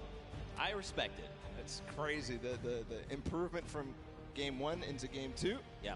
It was just awesome. Ravens Revenge obviously in the first match coming out ahead, but Fish fam clearly improving all across the board. It wasn't just one person. It felt like it was the entire team because that time was unbelievable. That's going to be hard to beat. Yeah, we'll have to see who else can do it. Again, you know, Ravens Revenge had a fantastic showing. Funky Fighters showed up there at the last moment. And then, obviously, the Fish fam. But don't forget, you still got players like Fortnite over on Sunshine Soldiers. Everyone, all of these teams have someone that's going to get them very, very far, right? We've seen that. But now the question is, heading into this next match, what does that mean? Fish fam have already completed it. Funky have already completed it. Raven have gotten close. Does that mean we're gonna see another 5-minute timer? Could we see it even faster? Good question. And what Ravens Revenge needs to figure out how to end the match. Because if they don't, then they won't be able to get ahead. They won't be able to close out, especially as other teams go ahead. Fish fam knows how to complete it. They've proven that they can complete it, and Funky Fighters as well. Yeah, for sure. Well, for now, let's send it over to the stage where Pookie is standing by with the Fish fam. And Pooks, real quick, ask them what their favorite fish stick is. You know, we can't always make it all about you, but I am down here with the Fish fam. It is, dare I say, official. They're the first team to take a victory in the death run. I'm going to start here with Suzu. So you were the one that essentially clutched that victory for your team. How did that feel? It felt great. Like, at first, I choked the bouncer, and I thought I choked the level as well. But then I figured it out, and I picked up the coin. I was like, wait, this is it? Let's go, baby. It definitely looked like you were in a little bit of a precarious situation there for just a second. Was your team coaching and helping you that whole time? Yeah, they kept track of the coins that we picked up. They kept motivating me, like, you got this, this is easy, we got this, we got it in the pocket and stuff. So yeah, that felt great.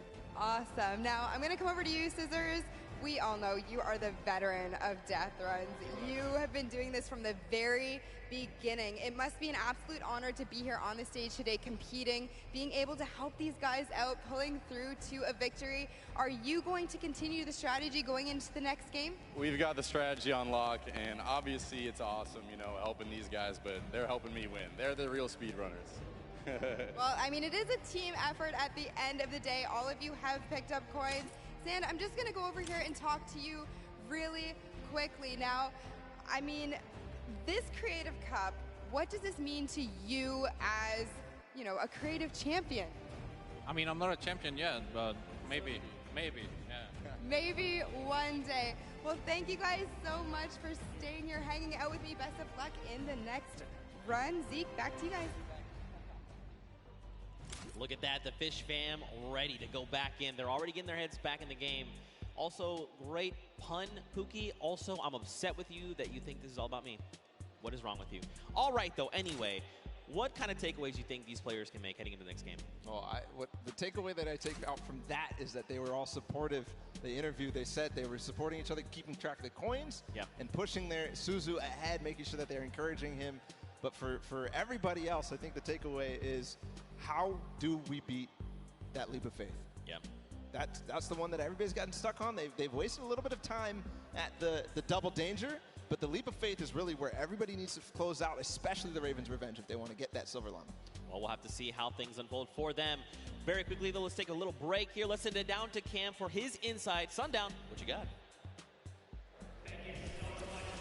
And Bala, and we're going to take a look at some of the kind of strategy that goes into it. But first, all of these competitors who are here, who are competing in this world run, have had an opportunity to get there. It's been incredibly stressful. There's a certain amount of kind of mental edge you need to get through it. So let's kind of take a look in and how these competitors prepare for what was a world premiere and first appearance ever. Let's take a listen in and how these guys are talking and getting ready for the match.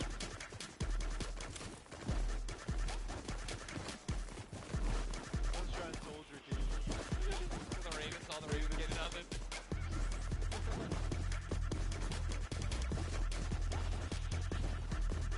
we only have one llama. Just absolutely amazing there. You can tell Ninja and then the trendsetter right there throwing the peelies in the air, but also a big shout out to whoever that was on the Llama Record Co. I saw you there hitting the llama bell. I got you. But now let's get into some of what happened during the World Run, some of the kind of cooler straightaways and, you know, some of the tough challenges that you face. So first, right away, here's a run coming out from Chappie of the Raven's Revenge, and this was one of the first obstacles you hit. So you can see he's on pace with everyone else, but what makes this so great is how efficiently he transfers this over into the castle jump. Is barely able to delay. This is one of the toughest first things to get when you reach it. This is his first time ever seeing this jump. No problem. Hats off to you there. And then what does he do right away? Gets into the trap trigger and he's able to get them.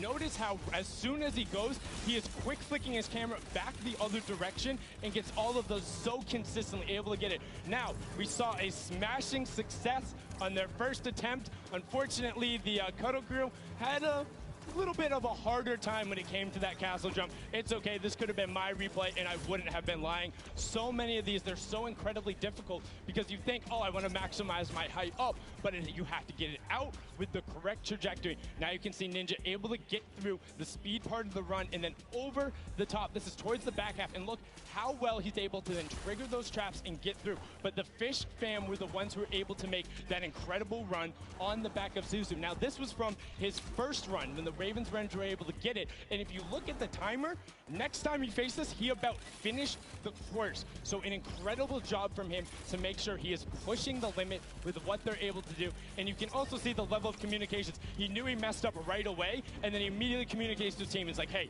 you got to run and then go up. Now you're in kind of that double trouble area trying to get the triggers, and this is where they got held up for a significant amount of time. A lot of the competitors not being able to bait the chaps correctly, and now we're over with the Ravens Revenge, who were able to power through this. Again, this was from the match number 1, and you can see how he's using quite literally every single space available to him, including the rock, including the jump off the side with the airstrike to then get up to that leap of faith, which is such an incredibly hard challenge, and only having 2 teams full completed it after the 2 runs when all of these players are such strong death runners. You can see the Fish fam. Look at the timer on the clock, 5.5 minutes, and he's so quick going through it, and he's precise. He lines it up, he takes a step, and he goes. My question is now, between Suzu and Zen, they were so incredibly good last game.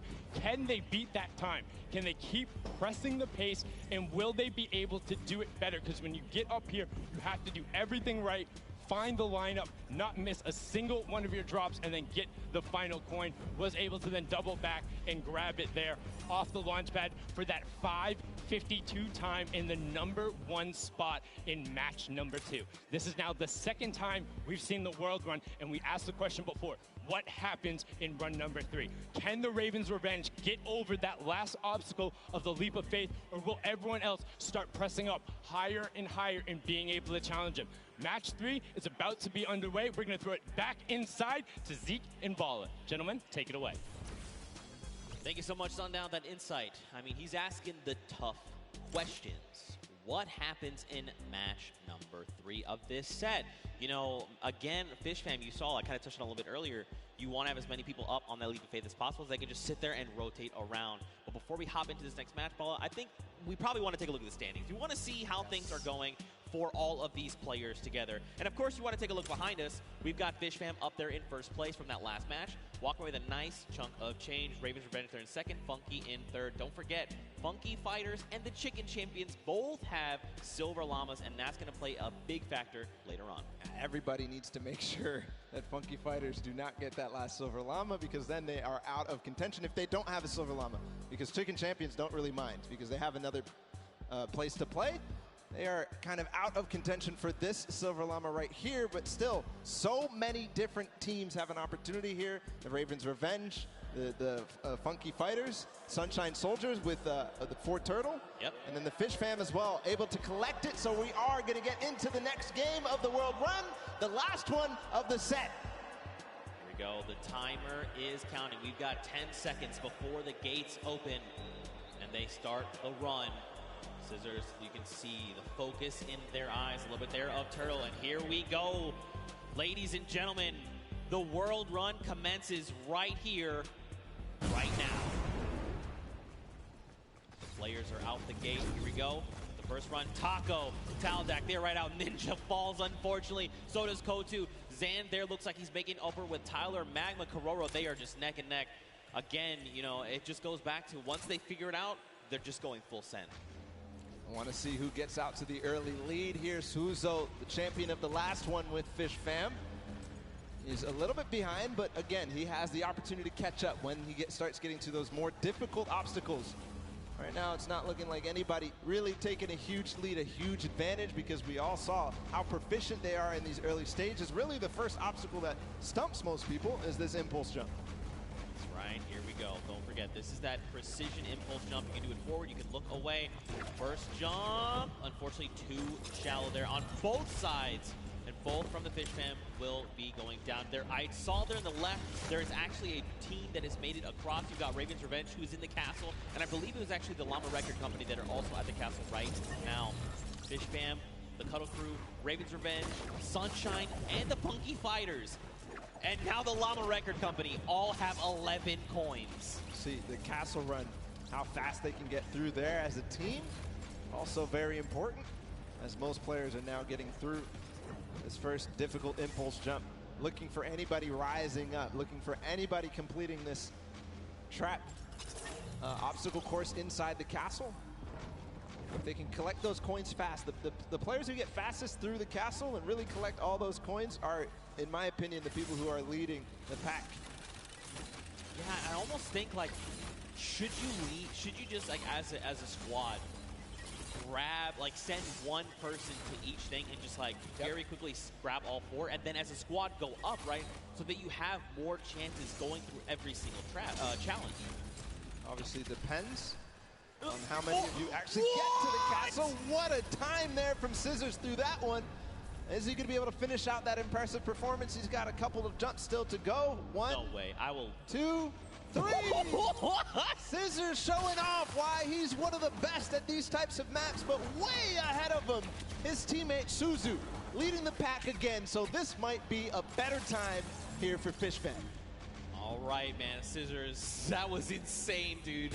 Again, like, these guys are so good, right? Once they figured out, they can just do it. It's almost like muscle memory. You see Suzu here. Now, if Suzu's smart, he waits here for Scissors to get across, and then once Scissors gets across, he can start triggering the trap. He's going to opt to say, look, you know what? Let's just go. I'm trying to get the coins. We need to rack up as many and as quickly as possible, because don't forget, last game, they got that 5.5-minute time on lock. They still have another 1.5 minutes going off of last game, right? If they can do it again, it's going to be huge. Waiting for the chiller on his feet to get off before he goes forward. Now he has full reign onto this one.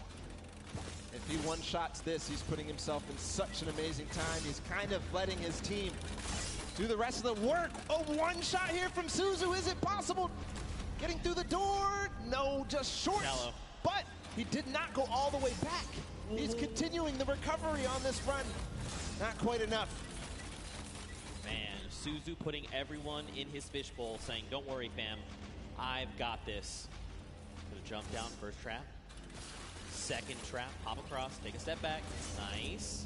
Oh, there's actually someone else there. Is Scissors there with him? This is huge, though, if Scissors is there, because look, they can hop through together. Suzu can trigger this, and then get Scissors there where he needs to go, and then there will be two members trying to get these traps. Unfortunately, too shallow. Making the same mistake there on that bouncer. The speed pad up into the bouncer. You see, he's trying to keep his back towards it so that he can make sure he hits the bouncer on the right point that he wants to. Kind of has it memorized at that moment, but a lot of teams starting to catch up right now, so, you know, starting to lose the pace that they had in the first game. Ooh, don't slide off, don't slide off. Unfortunately, slid off. Now look, Sunshine Soldiers, they're already at the 28-point mark. So are Raven's Revenge, with Fish Fam right behind them. Everyone else is tied right around 25 coins. Oh, and look, they actually sent Flytax forward. He's trying to make it to the Leap of Faith. So he left his teammates down behind, saying, look, just gather the coins. I'm going straight to Leap of Faith. That's the 1 point we know we need. Magma up ahead as well for the Raven's Revenge. And the record of the map by Fish Fam has gone past. That was 5 minutes and some. And we're now down to 5 minutes left total. Magma making sure that he makes this jump. He doesn't want to waste time. I think he might have the confidence here Just got to bounce off the wall. No. Short. Not yet all the way through. If he can do this, he is clinching himself that Silver Llama. Stewart, okay. Yeah, these momentum jumps, very difficult, or neo jumps as they're also called. You gotta be really precise, really, I mean, you have to be very calculated with every single one. You got Chappie over here, you've got Stewart across the way as well. And look, you can see Suzu there too. I mean, there's so many people here that are already at the leap of faith. And look at the rest of the teams, right? Even the Funky Fighters, Little Whip, and Llama Record Company, they're at 26 coins. They're closing in on that leap of faith. Sunshine Soldiers adding their name to the hat of people who are trying the leap of faith. Stewart, not quite making it through yet. Magma right now feeling a bit of frustration. He feels the pressure. He knows that he has to try to make this, try to get this last coin ahead of anybody else. Clytax has joined the fray as well from Cuddle Crew. So you can see too, like Clytax is, while Stewart is using his camera, while you jump forward, you whip your camera in the direction you want to start moving. Clytax is doing the opposite. He's actually just using the momentum from his movement abilities, just like his keys, to get him where he needs to go, not even touching his camera at all. Two different ways to approach it. They're both about the same. It just depends on which one you're more comfortable with. Magma here. He's in a good spot. Great ricochet there. All right, just take it easy. Nice. All right, good Almost. Land. The tires? He's just going for it. Yes. He's just going for it. Could he be the first one? No, Sunshine Soldiers have actually already done it with a 623, and Raven's Revenge there with the 636. So Sunshine Soldiers sneakily got it, but still a great time from them. Don't forget the first round, they were the only ones at 29 coins. What a close race, though. All four teams who were up there on the leap of faith have now completed it. The Cuddle Crew still need one more coin to actually finish the entire thing. Clytax feeling a little bit of pressure. He needs to start supporting his teammates. And then the Llama Record Company sitting at 27 right now. I think this is one of the first times we've seen them towards this double jeopardy, towards closer and closer, edging their way at the leap of faith. The Cuddle Crew have completed, meanwhile, just past 7 minutes. So the standings right now are shaking up with all of these teams being so close together. Can't wait to see where it is. Still, every single placement here matters. Chicken Champions, Funky Fighters, Little Whip Warriors, and the Llama Record Company all at 27. Who is going to come out on top in this four-way race? And don't forget, this really does make a difference, right? They're all competing for prize money, so being able to come out ahead of another team, that's going to secure you more of that pot, so they have to be very careful, right? They have the 2 minutes left, but man, to see all these other teams, 4 of them already get that third coin. Like, you know, we saw that first game, it was like, oh man, Raven's Revenge, you only win at 29 coins, everyone else is not even close. Second game, the story is Fish Fam and Funky Fighters. Now, we've got 4 teams that have gotten that 30th coin. Insane, especially how close it is. Like, even look at Raven's Revenge and Fish Fam, right? Just a few seconds difference. And all that could mean a huge amount when we look at the standings at the end of the match.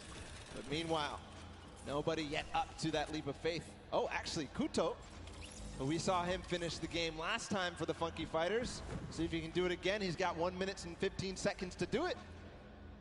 Came in second, just behind the Fish Fam in their record-breaking run. Can he do it now? All pressure on him.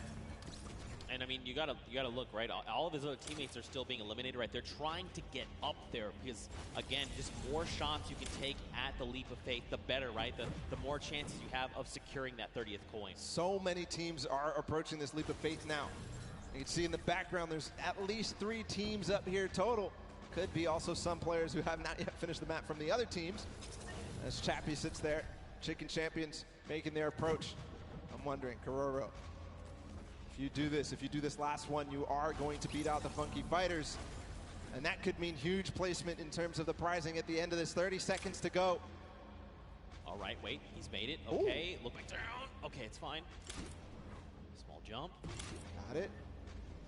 Last jump, and he's got the coin too. There you go. So the Funky Fighters finish up ahead of the Chicken Champions. Korora, fortunately, is going to fall shy. But at 29 coins and 5 seconds remaining, I think that's going to be the end there for this. These are the standings as they are. The Chicken Champions come out there. And what an amazing run it was. 6 teams secured themselves the 30th point. Night and day situation coming out of that first world run. We got to witness, but look, smiles all around. Again, in case you're just tuning in, welcome to the Fortnite World Cup Creative Finals. These are the very best of the best from the creative side of Fortnite, and they're all joined here by their team captains and facing off for a prize pool. And these games have not disappointed. The world run, honestly, I take it all back. I thought we weren't going to see a 30th coin. I'm a liar. I don't know what I'm talking about. Nope. They smashed it. These guys are the best of the best. Fish Fam, Ravens Revenge, these guys showed up hard on this world run.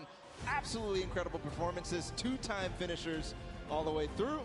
And now we also have to be able to think about what these standings are going to look like at the end of the day, because it was close, right? Ravens Revenge, that first one, and then getting second, and then getting second again, could mean that they are in contention for that first place here in this set.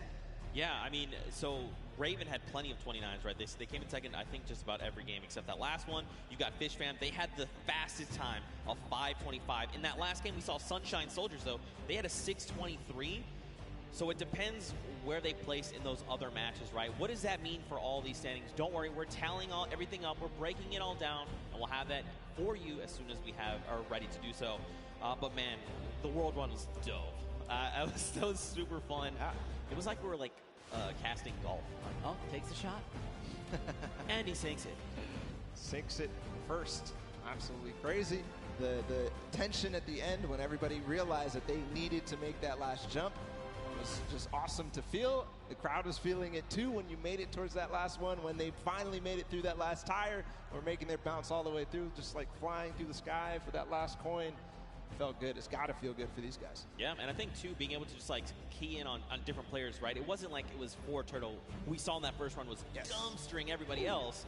Then it was like next game, there was different people that were really showing up. Even that last game, right? Scissors, the straight back-to-back just crushed 3 or 4 obstacles in a row.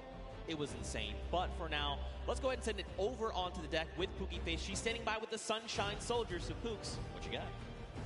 Hello, Zeke. I am down here with the Sunshine Soldiers. They're the most adorable team, in my opinion. They are coming from all corners of the globe. They've come here to compete today. Now, so far, you guys have, there have been a couple of struggles, but the day isn't over. We still have the remixes coming up, so keep that in mind. Do you guys have a new strategy going into the remixes?